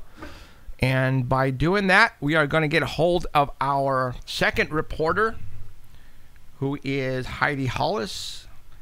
And we're going to give her a buzz right now. and we're going to get her on the line. Heidi's been in the hospital, but they say she's doing better. She used to wear this neck brace thing, and now she only has to wear it during physical therapy, and I think she said driving cars. But so now she doesn't have to have it on anymore, and I'm really happy about that. So that means all you people out there that's been sending good thoughts and prayers and light and all that stuff, it's working for poor little Heidi. All right, we're calling her.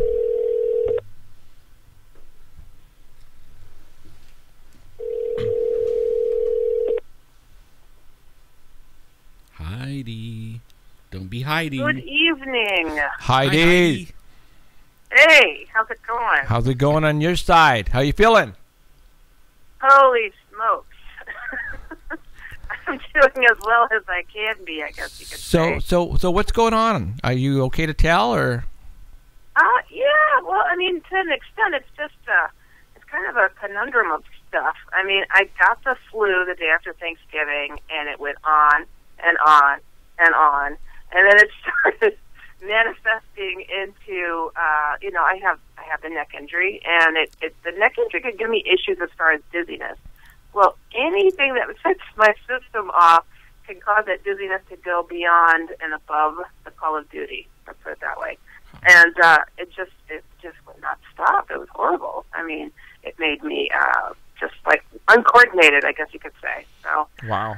I'm still kind of getting the bug out of my system, but I feel a lot better. Energy is not quite there yet, but I'm still a stinker, and it just lives in me. So it's all good. Okay. Well, get better, woman. So, all right. What do you How got have for you us? guys done? Good. We're doing I good. haven't talked to you in a couple of weeks. I know it's been a couple of weeks, huh? Yeah, we missed you too. Yeah. Yeah. I missed Christmas and New Year's sitting in the hospital. Ow. Man. Ugh, Ow. horrible. Yes. Horrible. But you guys had a good holiday season, I hope. We did. It was okay. Just Eh. it was a So that just to make you hopefully sound it. It was a So so all right, Heidi, what do you got for us today? Well, since it is the new year, I thought I would change it up just a little bit. At first, I guess I should tell people a little bit about myself so they don't know. If they don't know who the heck I am, I guess I'll just kind of introduce myself. But I always say when it comes to strange stuff, I'm someone who's been there, seen that, experienced it, freaked out, found some answers, wrote about it, got over it, and now I'm hoping to help others do the same thing. So I want to welcome everybody to feel free to write me if they want some odd advice on anything. So write me at oddadvicehh@gmail.com, and I will do my best to get to your emails. And, it's the new year, and oddly, I've had some really cool insight, I guess you could say, as far as people writing me. And I wanted to touch a little bit on what the year 2015, what it means. A little numerology for you guys. How's that? Yay. Go for it. Cool. I don't really get into that stuff because me and numbers just don't mix. I don't know. It's just a little out there for me.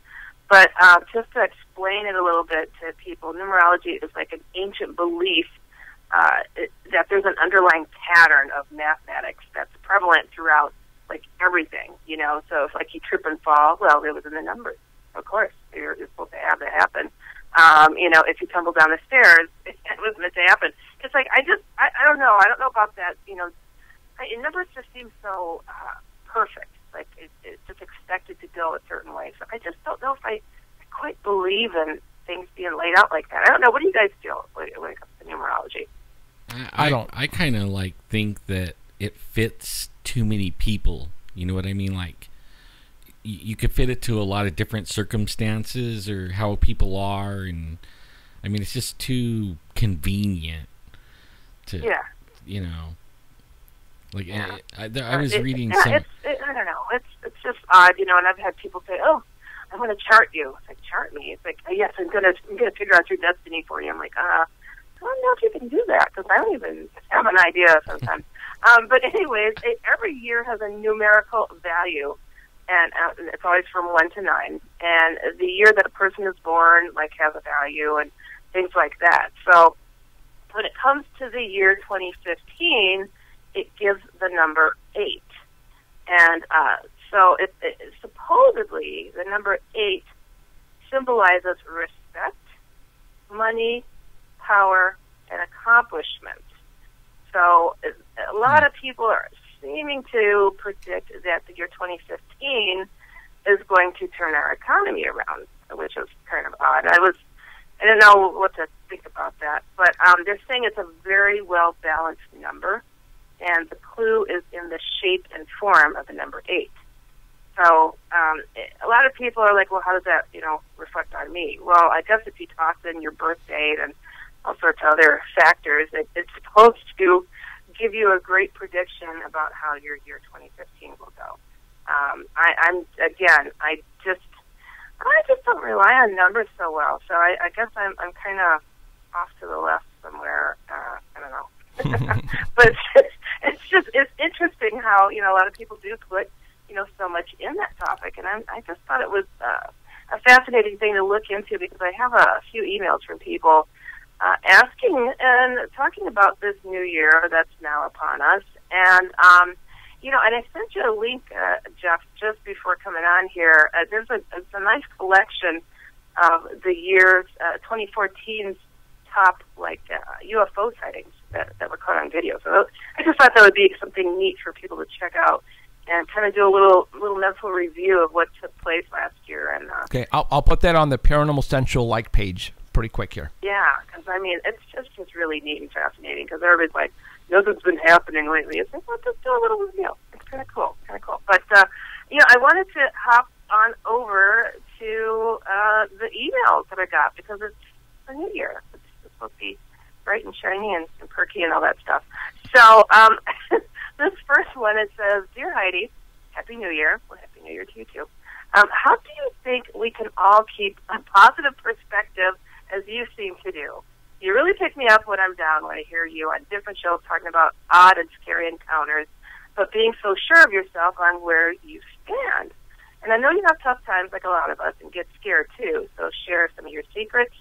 Thanks, Liz. Wow, that's a nice compliment, isn't that? That's kind of cool. Absolutely. It's like, I think I laugh at most things in life, because it's just hilarious how things fall into place or don't fall into place. And if you don't have control over it, I say, why stress on it? But if you can control it, if you could put a little mojo in there to try to fix things up, try your hand at it. I just don't see the point of giving up. And some people do, it's like, oh, that didn't work for me. I don't know about you guys, but I know quite a few people. When I first started college, everybody's like, oh, gung-ho, oh, yeah, I'm going to get this degree, I'm going to get this job, blah, blah, blah, blah, blah. And I'm like, 10 years later, I see these people, and they're still working on their degree, or they gave up. And I'd say 80% of the people that started off in college with me just never seem to finish. So, again, I just say, never give up, never give in. And when it comes to the odd stuff, I'm personally somebody who's like, I've been scared out of my wits. I'm not going to say I don't get scared. I do. I don't scream. I don't run. I don't do those ghost hunting type shows too. I can't handle it. It's like we deal in this stuff all the time. How are we going to scream and run and say it touched me or something? Right. Well, it's like, for example, that you're saying that what you see on TV, like monster movies, and that's all not real. When we go and investigate houses per se or buildings, I don't think I've ever seen a reality show or talked to anybody who have ever seen this ooey gooey monster come from a room and then scare the crap out of people. That's never happened. Right. All you get is maybe some bump in the night or coldness or some maybe did you hear that, and that's it. I get shadows. I just don't understand these big burly guys. Ooh, just freaking out and running it. It's for the camera. It's all for camera, right? It's all for camera. Really is. It is, yeah. And it's people think people like myself and you guys, we're so so brave, you know, doing what we're doing. It's like, but you know what? It's not that you get numb to it, but you build up a tough surface where, you know, and if you're going into these topics too, you've got protection, and the protection comes in different forms for different people. I use my faith, you know, and you guys do too. So it's like, that's my armor, you know. So it's like, yeah, I do feel tougher than the probably, you know, the person that hasn't generally been exposed to such things. But I don't feel any, like, I don't think I have any superpowers. I mean, just I don't think. Laugh, yeah, maybe, and I don't think anybody has. And you know, that's the things that we're getting in response to that. You know, how do I go this without ticking up anybody? Is you know, we can get rid of what people are having in their homes without priests and ministers and anything like that. We can do it ourselves. And that's what people are liking about us, because we're actually being forthright and telling people how you can do it. And a lot of people are being amazed. I mean, Alan is getting a lot of response on that. And so people are tripping out that, wow, I mean, there's an actual, we are actually telling people how to get rid of evil from your homes. We can do it here. Okay. And they could do it too. You know, it amazes me how people don't realize they have that in them. I don't know. Is it just me? But I mean, it's something that, you know, it's a God-given right to be able to, you know, call upon Him. He gave you that permission to do that, not to go running to somebody behind, you know, that has a long robe on or something. You know, right. We have the ability to do this and to take it on ourselves and have no doubts. I think that's a big part of it too. Having no doubts on where you stand is, and you know, your faith or whatever that you know, empowers you, you know, to go that route and you know, don't question it. So that if that's a secret, I don't know, but it's no secret to me. I'm just like, hey, I'll tell you any way that you want to hear it, because you know, there's a way to get around anything dark. Yeah. Right. So thanks a lot, Liz, for sending that email along. I got another little short one. This is about the new year again. So it says, "Dear Heidi, it's the new year. Yay. Do you think disclosure will finally happen where our governments will give up the goods on UFOs existing? Do you think we are any closer to finding answers? Love the show and the chance to hear your perspective. Peace, Joaquin." Oh, that's an interesting one. You know, I think every year this is like a question that comes up. I don't know if you guys hear this type of thing. It's like, are we any closer? Every year, it's like, do we hit that hump yet that we just got over, and suddenly the governments are going to open up their big pearly gates and just tell us everything? I just don't see them necessarily giving up the goods. I just don't. At least not. At least not. I think that willingly. They're so intertwined in the conundrum and the crapola that they have dug themselves and us all into. I just don't think that. I just don't think they want to show what they've done. I don't think it's so much to say, "Oh, aliens exist." I think, you know, to see that they sold us down the river and making deals with these things and not telling us. I think that's the biggest secret. Yeah. I don't know. I mean, what do you guys think? I think you're right. I don't think there's no way in the world they'll come out and tell us all this stuff that we talk about here and divulge it, because a lot of it is power, and they don't want to give up that power. And what I mean by power is a lot of it is it's all about money. And I think a lot of the stuff that we talk about here, you know, free energy, Alan talks about that a lot. You know, aircrafts that we see up in the sky that are doing maneuvers that defy human possibility. You know, there's no way they would give up that power, and where they get all this stuff. It's all about power, I think.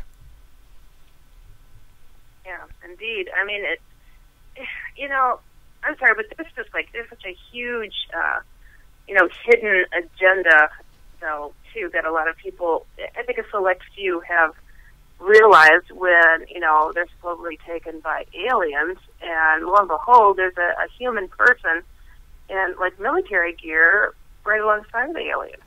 You know, so it's like, what does Right. that tell you? You know, what are they doing? What's going on with that? It's just the strangest phenomenon. I don't know how they could live with themselves. I think that's a good way of putting it. It's again, So- it's all about that power and money.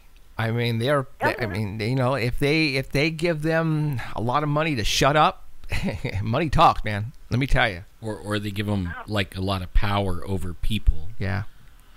You know, a lot of power over people. When I worked in the business world before I got out of the business world, the ones that were like, I worked with this one director of slots, and he loved to write people up. I mean, it was this big thing of the day was to who could he, and he would do it on purpose, go out and get somebody flustered, and they would make a mistake because he's there, and then he would write him up, and he loved it. I mean, he ate that up. It was almost like the demons, you know, they eat your fear. And all they do, like you were saying, you know, running away and everything, that's what they want. They want to, like, stir that fear up. They thrive on it. It's really a trip. Yeah. It's a crying shame. You know, I honestly don't get or understand how mankind or whatever's running us Right. doesn't realize that, you know, the truth of this life is not to sit there and hoard things and to show power and ego. It's actually to try to get rid of that. I mean, that's just my perspective. It's like to try to know that you can get by with as little as possible and be okay and help other people. I don't know. I mean, what a thought. What a concept. Right. I don't know. But people like to build up and toss around what they're able to do, and I don't get it. And I think it's a crying shame that our government, of all people, you know, I've shared with you guys, and I've shared over the years with people that, you know, I've seen UFOs, I've seen aliens, I've seen a lot of spooky, crazy, horrific stuff. But you know what? I don't think anything has truly, like, ticked me off personally, you know, from my experiences, than having been taken by our own government and interrogated, as I have been. I mean, because, you know, it's like, you know, being part of a team, you know, it's us against them, and then your team turns against you. You're like, Why now? what? Well, now tell us that story. Why did the government take you? That's an interesting question, because I have a lot of questions for them, too, because I don't understand it. This happened on a few different occasions, and I'll share with you probably this was the first one. This was the first one that has happened to me. And I don't know how to decipher it fully. It's really strange. But, again, I lived alone, and I was a college student. You know, woo, big high-tech college student. No. It's like I went to bed like I usually do, and I woke up because a bright light was on. I'm like, what the heck? You know? And I open my eyes, and I find that I'm sitting in a chair. And I'm like, what the heck is going on here? I'm looking around, and I hear this man screaming at me. And I raise my head, and I look at him, and he's behind this gray metal desk. And he's slamming his fist down. He's got a white shirt on and a navy blue tie. And I see this guy standing next to me in full camouflage with a rifle. And I'm looking at the puke green paint on the cement block walls, and I'm like, I'm in a military facility. My father was a lifer in the military, so I know one when I see one. Well, how did you get there? Exactly. I don't know. I don't know how I got there. So this man is slamming his fist down, and he's like, he's screaming at me. He's like, you got to tell us where they're at. You got to help us find them. And I'm looking at him. I looked at the guy next to me. I'm like, help you find who? I said, where am I? And then I heard, oh, she's waking up. Click. I was out again. What? Oh, wow.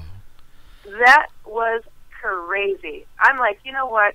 I didn't even know how to decipher that. You know, I wasn't hugely into UFOs or anything at the time, but I'm like, I felt like they were asking about aliens. Where are they? Help them find them.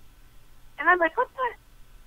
I don't know how I got there. I don't know how I got back, but it was interesting to find and learn later on about this phenomenon called MILABs, military abductions.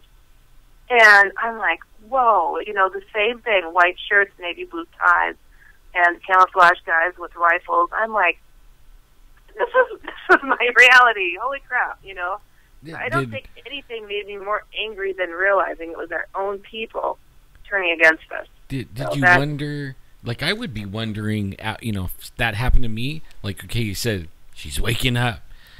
What were you telling him before you woke up and after you went back, or, they put you under? I wondered about that too. Be like, it was, they didn't want you to be in your conscious mind. They were like getting into your somewhere else, and like, what were they getting?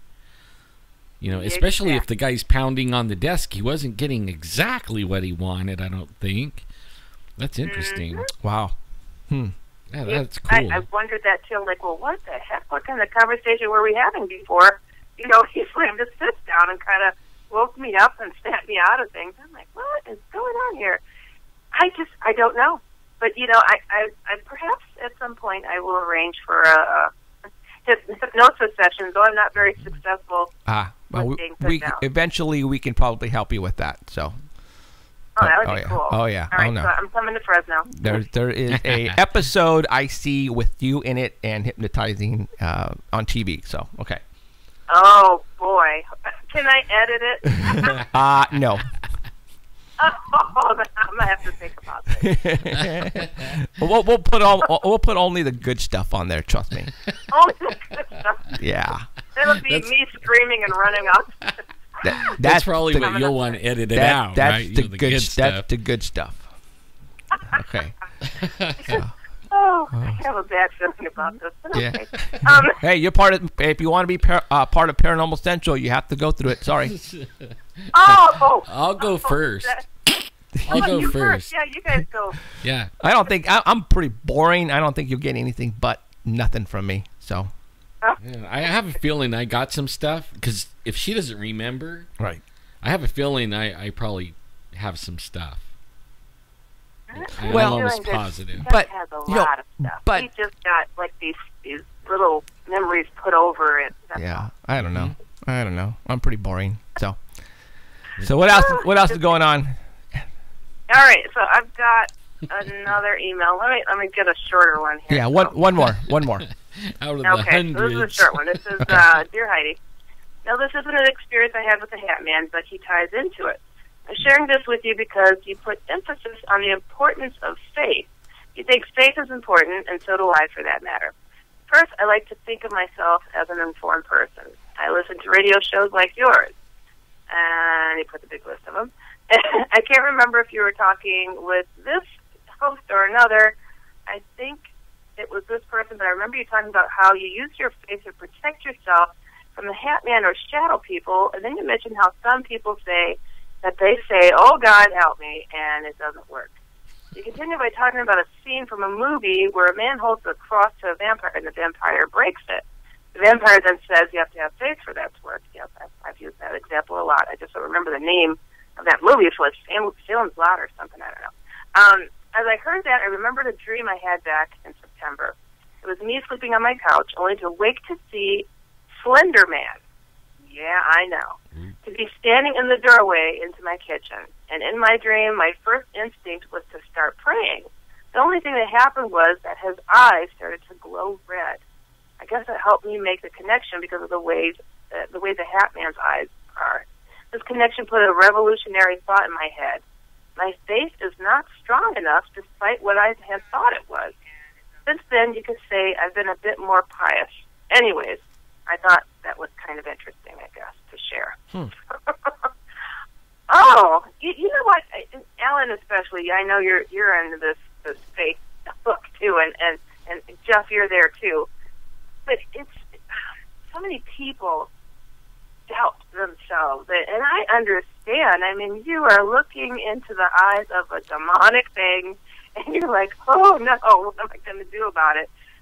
I understand how people could question themselves, their faith, and if God exists, because for crying out loud, a demon's in front of you, I don't think I don't think this person should be so hard on themselves, but have faith in their actions in making that motion to even know to go and pray. I think is important, and I would suggest this person to go check out. I'm going to be putting out a newer book called The Other F Word. That's a book on faith.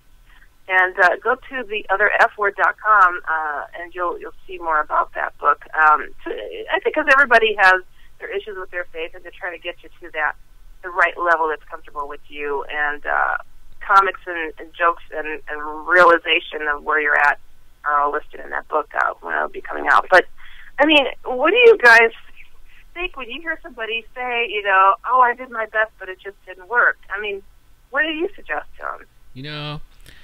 I was just, I do a lot of staying up all night, and there was some people here in town on Facebook, and they were talking about that, and then I was telling them, if they were having problems, and I told them you really want to stop that problem, and I gave them the advice, and then somebody commented under that and said, and I think this is what's being taught in the churches or something, is if you don't, if you're not really strong in your faith, that the demon will jump on you and rip you to shreds, and it really, that's not true. I think the ones that are strong enough to get past that are the ones that are summoned, or flying out of some kind of portal, or a Ouija board or something like that. That these are coming out of a ritual right then. Those are strong ones. But the ones that every day wandering around, and messing with you, they're not that strong. You can actually will them, use your will and your faith to get rid of them, and you only need a little teeny bit to get rid of them. You can still be scared, just don't let them know you are. Speed, right? Yeah, that's it. That's the saying, huh? And it doesn't take a lot. I mean, you just gotta not give them that fear. That's what makes them a little stronger, or more confident that they're gonna, that they win. But yeah, I don't think that. I think that people are being taught the wrong things and believe the wrong things, and I think it's these things that in control that are like disseminating this information so that they can win more. I really do. And then there's people like us that are debunking this stuff, and we're spreading around, hey, stand up to it and don't sweat. Right. Yeah, I think again, I think people are too hard on themselves. They really are, and I think the wrong information is getting sent their way at times when it comes to having met something like these things. So I say don't give up. Keep trying to get yourself to a comfortable level in your beliefs, and keep going forward. I mean, don't believe what just because the demon is so powerful that what you're doing is not working. I mean, you really, just don't stop. Keep going. I mean, let's say that the faith, if you have the faith of a mustard seed, you can move a mountain. So I'd say, hey, these things may be putting on a song and dance to make it seem like what you're doing isn't working. But hey, you wrote me. You're still functioning. Yeah. It hasn't possessed you. So apparently you're able to keep it at bay. So yeah, at least keep it going. At least they got it that. This is an anonymous email, so at least they got a little bit of distance that they're keeping. Oh, you know, one of the things I don't know, like I get the one where everybody says that such and such says Jesus was fake. Some, I don't know, a professor or and then even these demons too, when they'll question you on it. They'll say, oh, well, he's not real, but they still run from it. It makes them angry. They hate the word. That makes me question what they just said. You know what I Right. mean? Like, if that was the case, even the aliens will tell you, oh, he was just some kind of ascended master or something. You know what I mean? Not really what you think. But they still will. It'll still get them angry, and they'll still run from it. You know, it's like somebody's lying to me. You know, which one is it? And I'm going with the one that actually makes these things run off. You know, that's actually what led me to it. It was like, hey, this works, and their stuff doesn't really work. You know, they're just trying to scare the crap out of me. Sorry. Indeed. So, well, hey, I mean, it's so fascinating how people interpret things out there. But, you know, I want to thank everybody for writing and sending their questions and comments and all that good stuff into oddadvicehh@gmail.com. And I will get to your emails. I love these when people write these. I mean, it's just so cool to get the perspective of the people that's tuning in, isn't it? Yeah. And it's cool, like, when I was, like, check on you here and there. I've been really, really busy, but I would check in Facebook and see all the support that you were getting and all the caring people. Man, you had a bunch of them, and it really warmed my heart to see, you know, everybody pulling for you and everything. It was so cool. Yes, I want to say to everybody too that sent a note of support and, you know, prayers my way while I sat in there. I just got out Friday. I went in December 18th and just got out late January 2nd from the hospital, and whew, it was a haul. So I really appreciate it, and I'm bouncing back. My energy is a little bit lagging, but it'll come back. Yes. Awesome. So, all right, Heidi. It will come back. All right, Heidi. Next week we'll have some. Hopefully, we'll have some pictures from you and some more emails, and we will get into it even deeper. Indeed. Thanks, you guys, and Happy New Year to you guys. Happy New Year. Yeah, Happy New Okay, Year. we'll talk to you during the week probably. Very cool. I will, All right, for sure. Good night. Okay, see ya. Bye. Bye. All right, that was Heidi Hollis. Poor Heidi. In the hospital for 2 weeks. That sucks. Oh, man, I hate the hospital. Thank God I haven't had the chance to be in there for a long time. So, all right. Let's continue. What I want to do is show you one more thing, and then maybe we'll get into open lines for a while. Matter of fact, it's very hard to say open line. Hello. Los Angeles. You know, this person's been calling in for a bit. Let's answer. Let's find out who this is. Hello, this is Paranormal Central. You're on the air. Hey, how you guys doing? Who's this? This is Tony. I called last week. I just gave my little surmising of what Bigfoot and UFOs have in common, and I kind of believe they're like workers and pets. And same with chupacabras. I believe they're kind of like workers and pets, both. But that guy who came on, he talked about the gargoyle. The what do you call gargoyle? Yeah. I actually saw something way back in the day that spooked me to this day, but it's kind of a long story, and I'd probably rather go to. I've been working on something in past years. You know how they say, even in the Bible, and I'm an atheist, but I still take it for reference points. You know, it says in a passage, it says something about.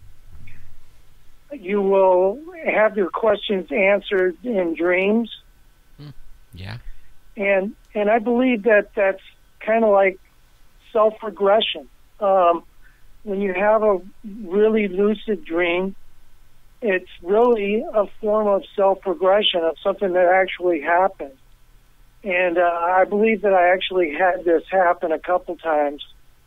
Where I self-regressed something that could have, for that matter, been a dream but wasn't, and it was just too realistic. And can I tell you? Yeah. Is it going to be long, or how long? No, this one's pretty short, actually. Okay, go for it. Okay, so one time I was in bed and I fell asleep, but I woke up and I didn't remember having the dream. And so like a half an hour later passes, and all of a sudden I remember something, but it didn't come in the format of a dream. It came in the format of something that actually happened, that felt real. I was brought into an environment that was more or less like a very, very, very spotless gargantuan trash compactor. I could see there was like a port window, but it was about 11 feet up, so I couldn't reach it. And there was something on the ground about 15 feet from me, and it was like colorful. So it was the only thing in the room, or trash compactor, whatever way you want to look at it, that I could see. So I walked over to it and I looked at it, and the immediate thing I noticed was this thing looked technological. It looked kind of like, almost like something you would hold in your hand, like a pistol, except it had lots of colorful identification nodes to it and little blinking colored lights and stuff. And I remember reaching for it. And I remember pausing halfway between reaching for it and thinking to myself, wait a minute now, I'm in something that looks extremely thick and protected, like, from ordnance.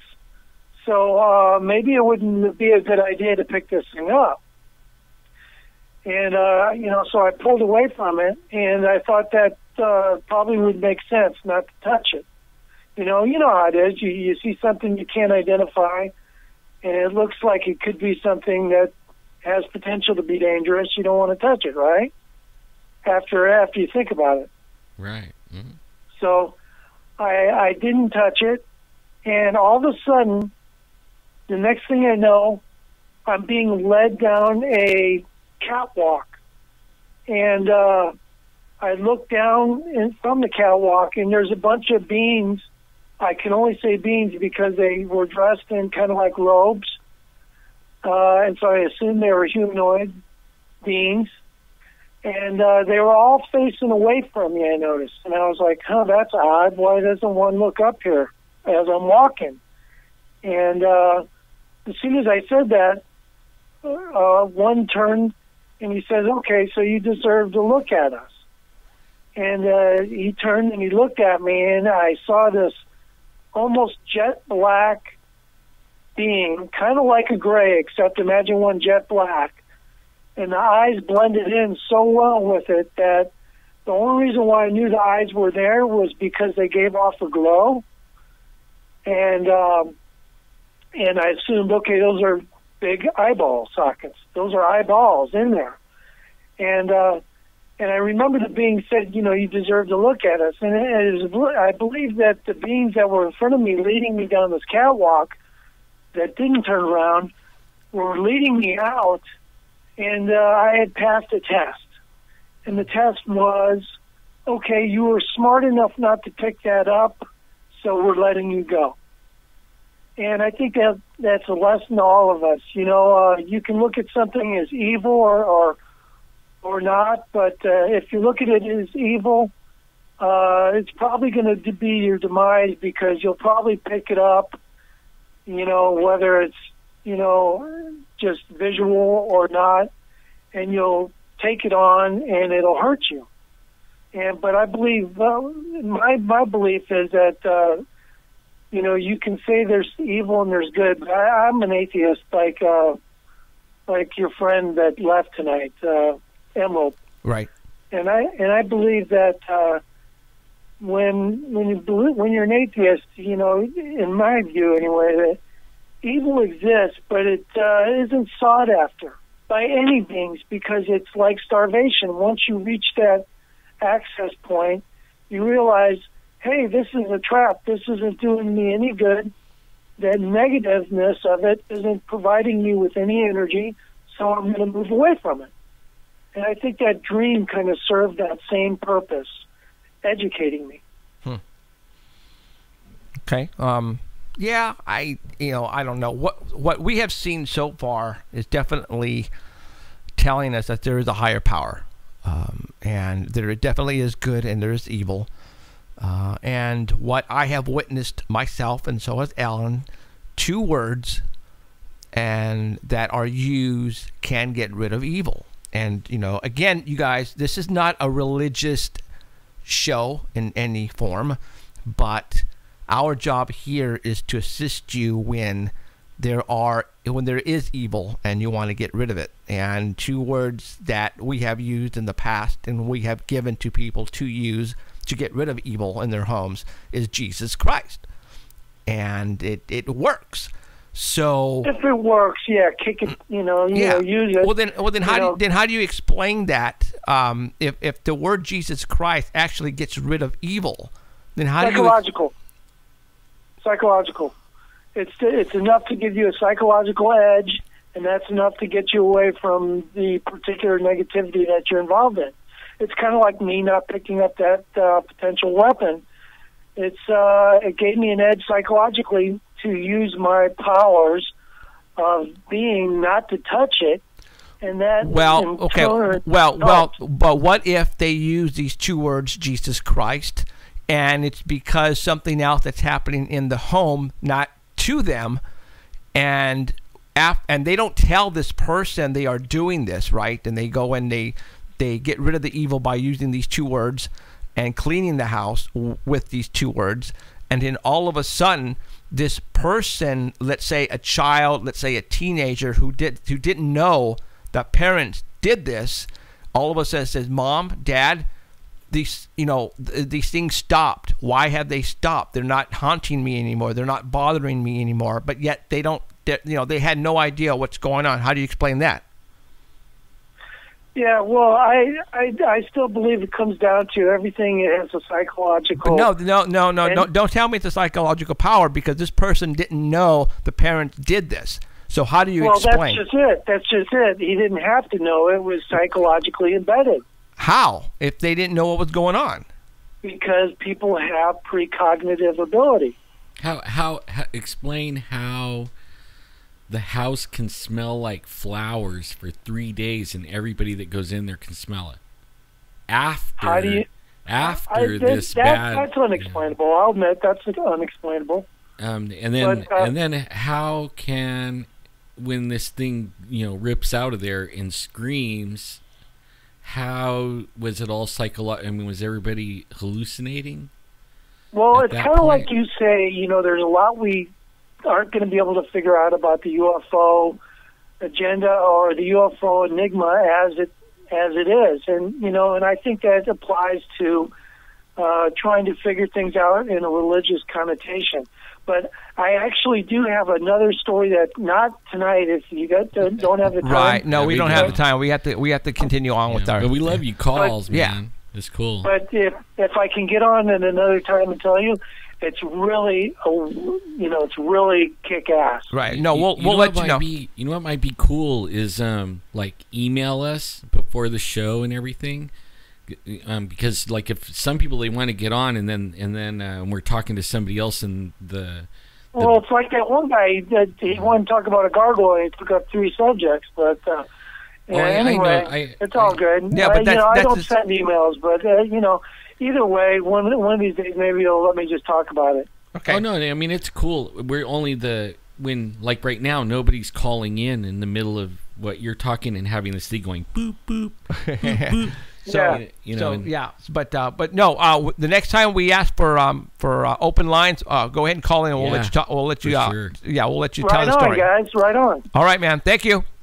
All right. See you, Jeff. Okay, see ya. Thanks, man.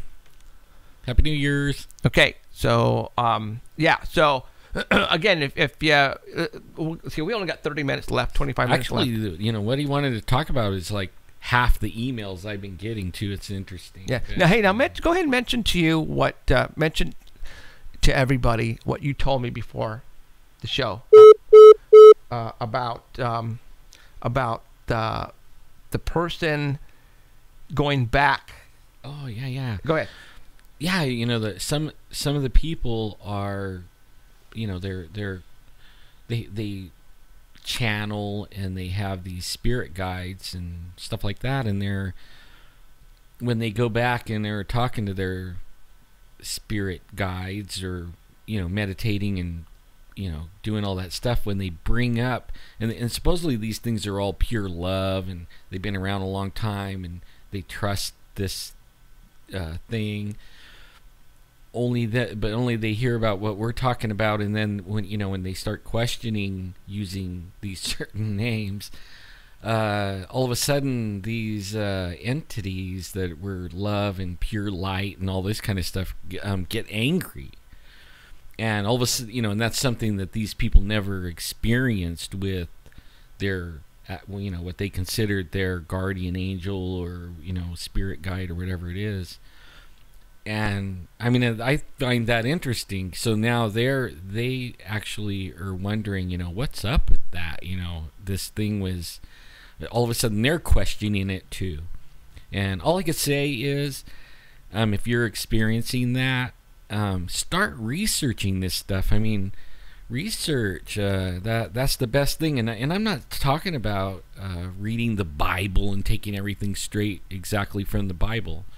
I'm saying research everything and find out the root of all this stuff. Like, you could start in mythology, what is, Thor and the hammer and all. You could actually start there and find out this was not myth.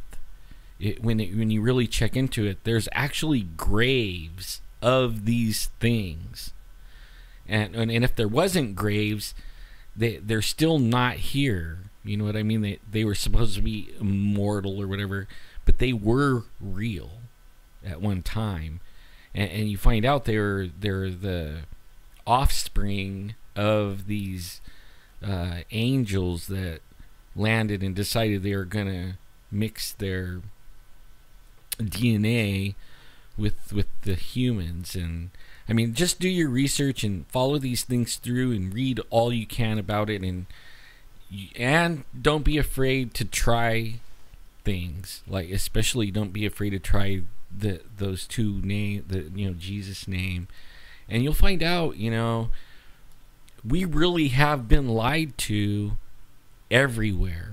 I mean, and one of the things you'll find is your churches, and I'm talking churches, and your government and your schools, everything tries to diminish the actual power there.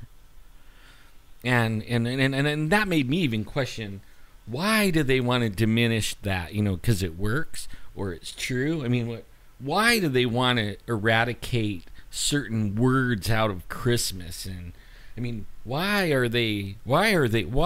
is there such a big push by some people? I mean, I could go out and say Allah and pray, and everybody's like, oh, I'm all for all the religious thing. But then I could go the other way, and then everybody will attack me immediately soon as I do the other one. Is like, why is there so much pushback on that one? Right. I mean, and when you really start researching, you find out that there's a lot of pushback in more and more and more. Plus, there's more and more and more of these dark entity things running around, more UFOs, more. I mean, there's more of everything. You mentioned the Cabal, Illuminati, which we consider evil. As a matter of fact, as we segue into that, this was on Facebook today by TMZ, and everybody knows what TMZ is, right? The show on TV, and they pretty much talk about pretty much anything that has to do with actors. But right now on the screen, TMZ was just putting this on about Jay-Z and Beyonce. Okay. And Jay-Z has been very open on putting the triangle sign when he's doing his concerts, or just out on the red carpet or whatever. He'll put up the triangle sign, and a lot of people say it means absolutely nothing, and we all know what it means. It means the Illuminati, the all-seeing eye. But But when a major news agency, and I want to say TMZ is pretty major because everybody knows who they are. But check it out. Obviously, I'm showing you right now the screen capture of Jay-Z doing that, right? Then I'm going to take you now to the next page. And it is this one here. And read what it says. It says that the rapper happily posed pictures while flashing the Illuminati Rock Nation symbol. Okay, so TMZ is pretty much saying the word Illuminati, but the Illuminati doesn't exist in, Right. There's no such thing as the Illuminati, but TMZ is pretty much telling you right here, look, the Illuminati Rock Nation symbol. And So they're that's telling actually the news of. I mean, they. So I'm saying that, Illuminati Rock Nation symbol means that Jay-Z's record company is controlled by the Illuminati, because Jay-Z and Beyonce together are like worth probably in hundreds of millions of dollars, probably even more. And nowadays you're starting to see this more and more on the news and magazines. The word Illuminati. It's coming out. It's coming out, and and I don't know why. You would think they're trying to suppress this. Why would they want to really tell you guys, what? There is an Illuminati, and they are controlling the music business, like we've told you before. They are. But there you go. I have a feeling, and I don't want to spend a lot of time on it because I know we got some more stuff, but I have a feeling they're losing ground. People are waking up. Mm-hmm. People are figuring it out, and they're bringing it out in order to show you it's real, and hopefully put that fear in you, like, oh my God, they're real, and then that creates this fear thing and then they can hold control. Because if everybody wakes up and they keep on hiding it, pretty soon they're going to be drug out in the streets, and everybody's, when everybody really wakes up and figures it out, I mean, they'll be drug out. But if they can, like, slowly leak it out, and then say, here we are, and we're in control, and you're going to be like that. You're gonna do just what you've been doing. Mm-hmm. And I think that's why I actually think we're coming to a head here pretty soon. Think so? I think it's all going to be revealed. How I mean, I don't know. What are giving you the signs that this is going to come into fruition? And I don't want to say disclosure per se, but that the finally the people are going to wake up. And because I watch cartoons with my grandkids and stuff, and I was watching He-Man, and I remember watching He-Man's when my kids were growing up, and some of the movies and cartoons and stuff when we were kids, and then you look at what's today. Okay, they were hinting at these things were in control back then, and they were like letting people know now. I mean, it's blatantly out there, and like in, I think it's one of the movies that I was just telling you about during the break, Captain America, where they're telling you, but only what they show you, like Planet of the Apes. When it starts in Planet of the Apes, Homeland Security, everybody was in the FEMA camps and everything, but only now they're showing it's all grown over and everything's dead, and these things won, right? And I mean that's what they're showing, images and stuff like that they're rich, they're powerful, they win, is what they're showing.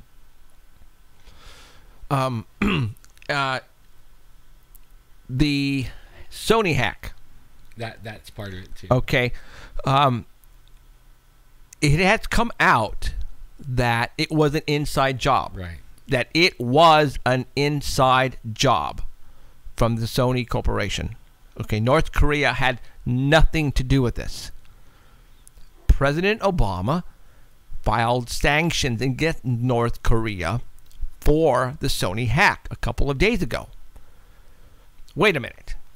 But it has come out, and they proved that it was an inside job out of Sony. But yet, Obama is now taking this and filing sanctions against North Korea. You know what? This is right in your face, you guys. It's night and day. I mean, here it is. All right. I mean, but yet you're not hearing it in the media saying, well, wait a minute. They've already, the FBI came out and said for a fact that it was North Korea who, did the hack. But then about a week later, it came out and said, no, it was an inside job. And and they have proof now that it was an inside job. Do you see what they're doing right in front of your faces? And nobody, and I say nobody, is saying anything. Right. I mean, and the seriously, people aren't getting mad. And nobody is saying anything. I mean, I don't, whatever sanctions he is throwing against North Korea, I have no idea right now. But that should be ticking you guys off. Because something very small like this can easily have Obama do something to cause a war, to file martial law. I mean, it's like, he could do, the government can easily throw a wrench into, I don't know, like this whole Ferguson thing and cause martial law right in front of your faces, guys. And that's it. But here, it's right in front of your face. Go Google it. What if that idiot would have, I shouldn't call him an idiot, but this idiot, what if he would have fired off a rocket? Because it was a lie. He knew it was a lie. Right. And he'd get mad at United States and then use some of this technology he has and take out Georgia. Or yeah, he can take Florida. out New York, easy. Mm-hmm.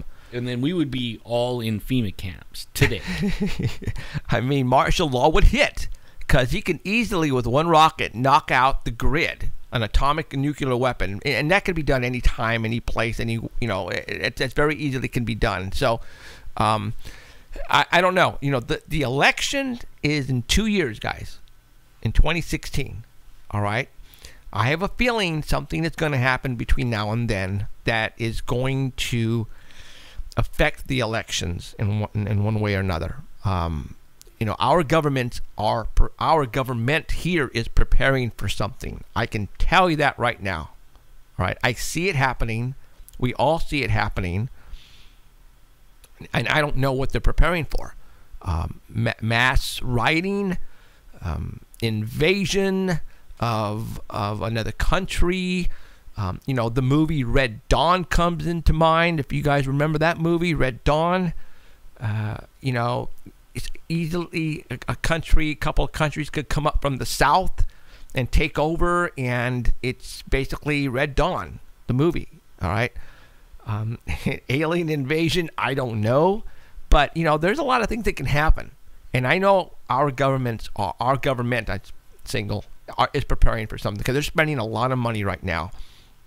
And it has come from many sources from the East Coast. I have a friend who has been modifying the Army bases with solar backup power.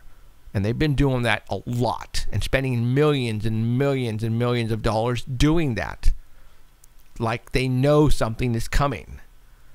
All right. All it takes is one nuclear missile or bomb here in the States to explode up in the atmosphere above a big city that would take out our grid. And I mean the whole grid of the United States. We'll take it out.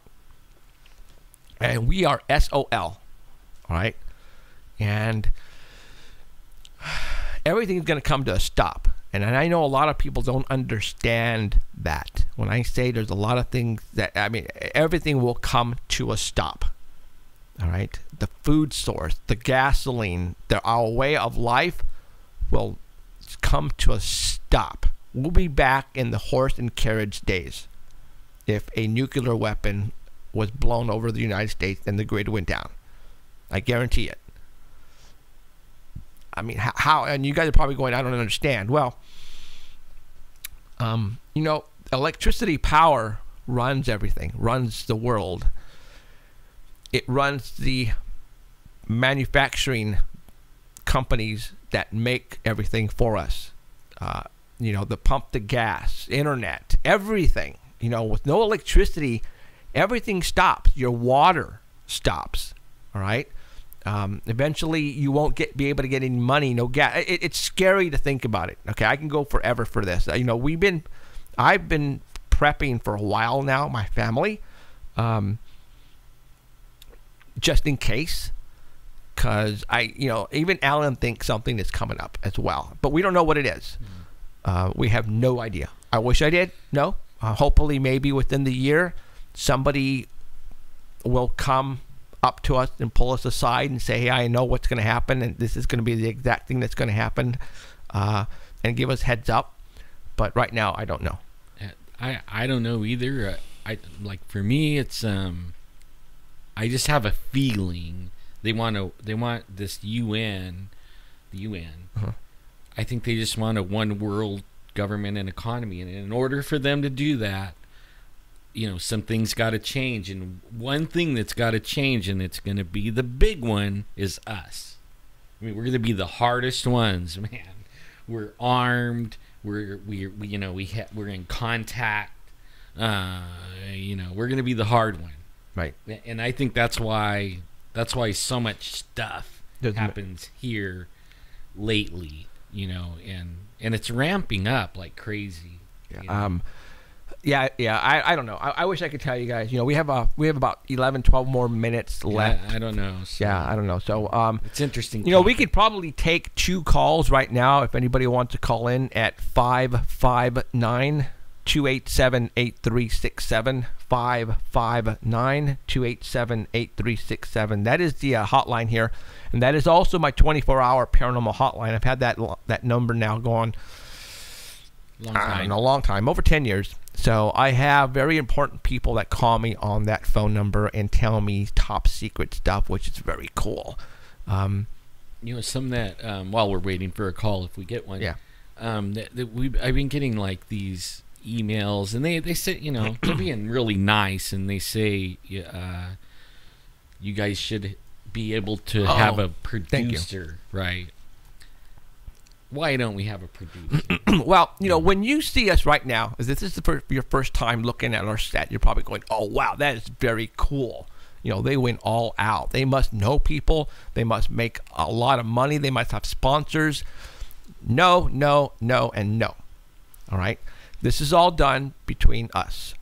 All right? This is because, we were brought up that if we're going to do something, we do something the correct way. Luckily, I am able to finance a lot of this. We don't have people working for us. This was all built by me. It takes a lot to do this. We have full-time jobs. We have families.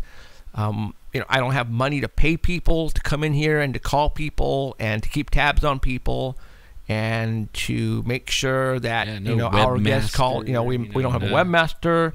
We have nothing. Yeah. All right. This is all done by us. So when people say, when they give us suggestions, and we take them, accordingly. I mean, awesome. We want to take suggestions so that way we can make this show better. I don't want to say majority of the suggestions, but some are saying, it sucks when you guys are expecting a call from somebody and he doesn't call, or he's late or whatever. And there's no way to repair that or to fix it to where it won't happen. I wish that we have offices in the back with people on phones calling to people every half hour to make sure they're there. Scheduling guests for us. Yeah, so researching things. Right. So Alan on the YouTube comments is getting a lot of comments on suggestions on who we should have as a guest. They're probably not getting answered because there are thousands of them.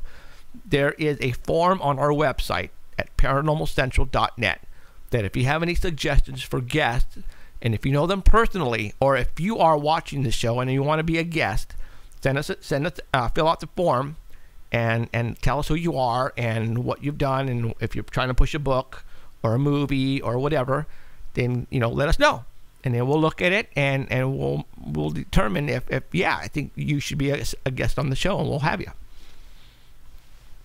So there you go. I wish we were making $1 million. Yeah. So like I said, we're trying to put on a killer show for you guys here, and I think we are doing that by the response we're getting on YouTube and the comments. It's just overwhelming. It's blowing me away right now. I appreciate everyone. It's crazy. Everyone's input. If I every once in a while I try and like comment in the YouTube thing or send some emails back or something, but only I'm afraid like it's growing really, really, really fast, and I really appreciate it, but only I can't keep up with it. And I'm afraid if I even try to keep up, I'll just piss everyone off, because I can't keep up. And then some people get an answer and some people don't get an answer. And right. then, it's better if I'll smile and I'll try to hit a like here and there. And as we get, hopefully one day, a budget and people, then, all these things will be taken care of.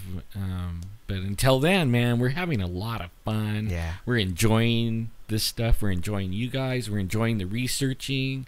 We like bringing everything to you. We're probably limited in a lot of stuff, and sometimes it doesn't seem very professional, but we're trying the very, very best we can. And I mean, we came from like a little bitty closet. Yes. And we made a lot of mistakes, and we will make some more. And, right. but we're still having fun. Yeah, we're trying to work out the bugs. The live stream keeps shutting down. Yeah. While we're going to fix that, I just purchased a $1,600 computer, and it's on its way, and hopefully that's going to solve that problem. And graphics is going to get a ton better. Yeah, so and the stream's going to be way better. So hopefully that will take care of that. And it takes money to do this, and we can only do so much at a time. So there you go. So we're giving you video. We can easily just do audio. Easy. And do this from inside the house someplace and fake it. Yeah, it's easier when you do it with audio because you can fake it easier. You know what I mean? Yeah. Like nobody can see what you're doing, and I could be in my underwear on the table with the laptop. Yeah. I mean, I know. I listen to some other shows and stuff, and I know that's what they're doing. They don't have a budget either, right? And they have cheaper microphones and the whole thing, and they're doing a show, and it seems huge by the way their website looks like, right? But it ain't.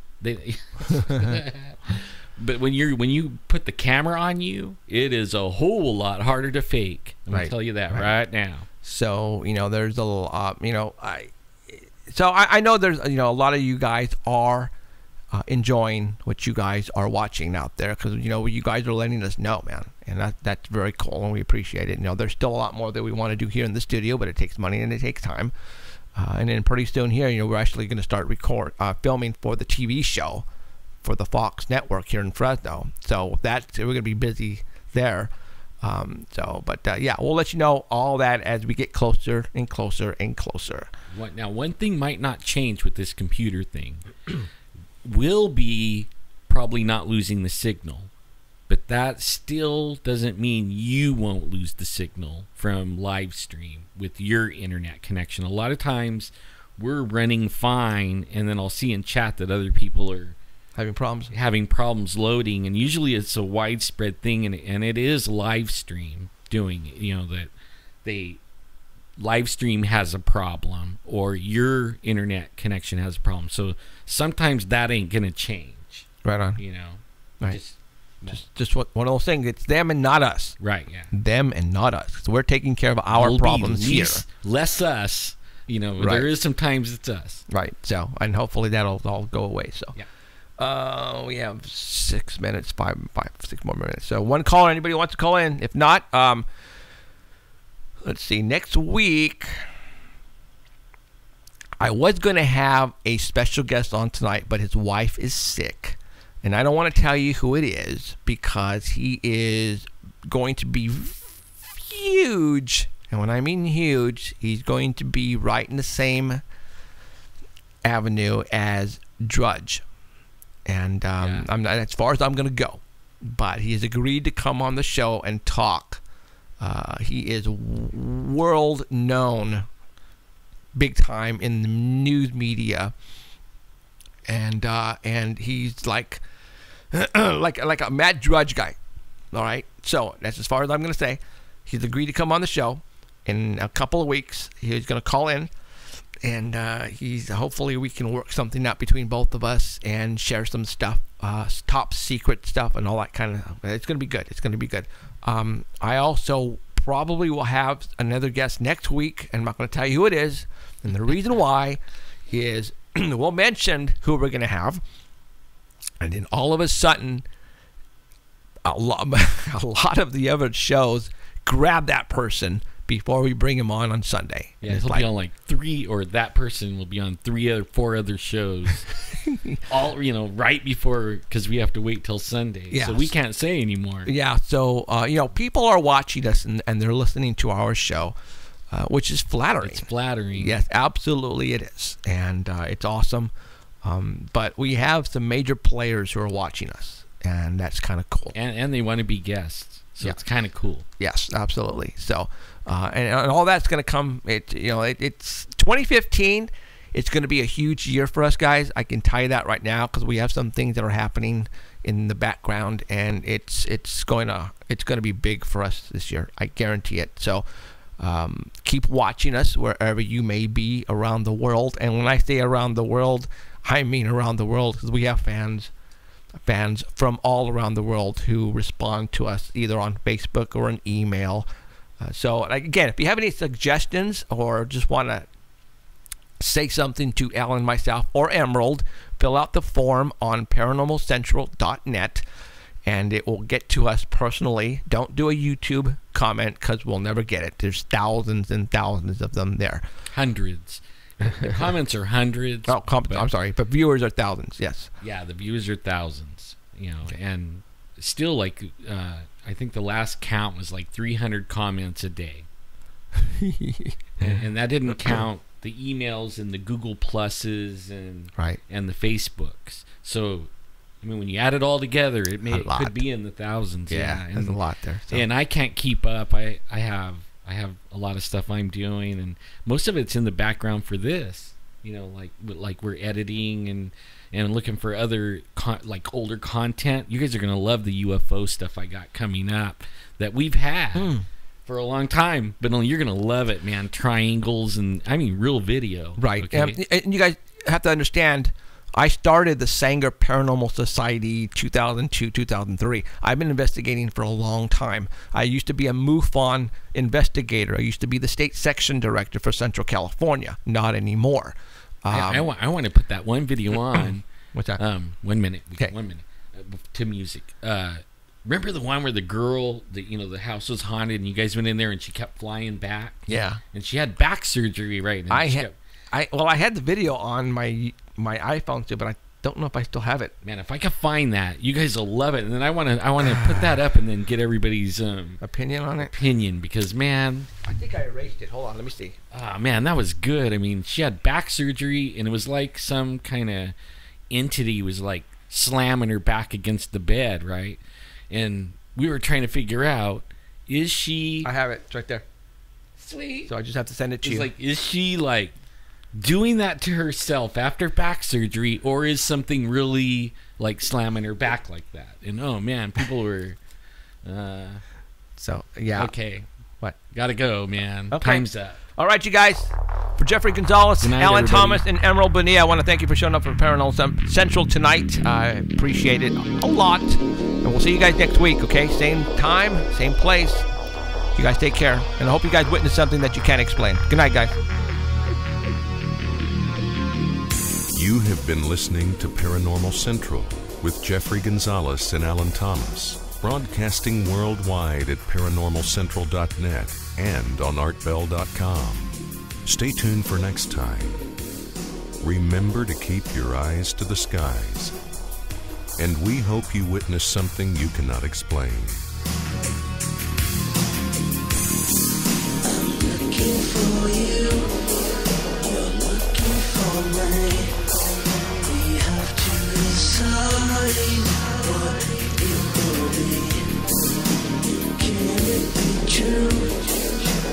waking up again.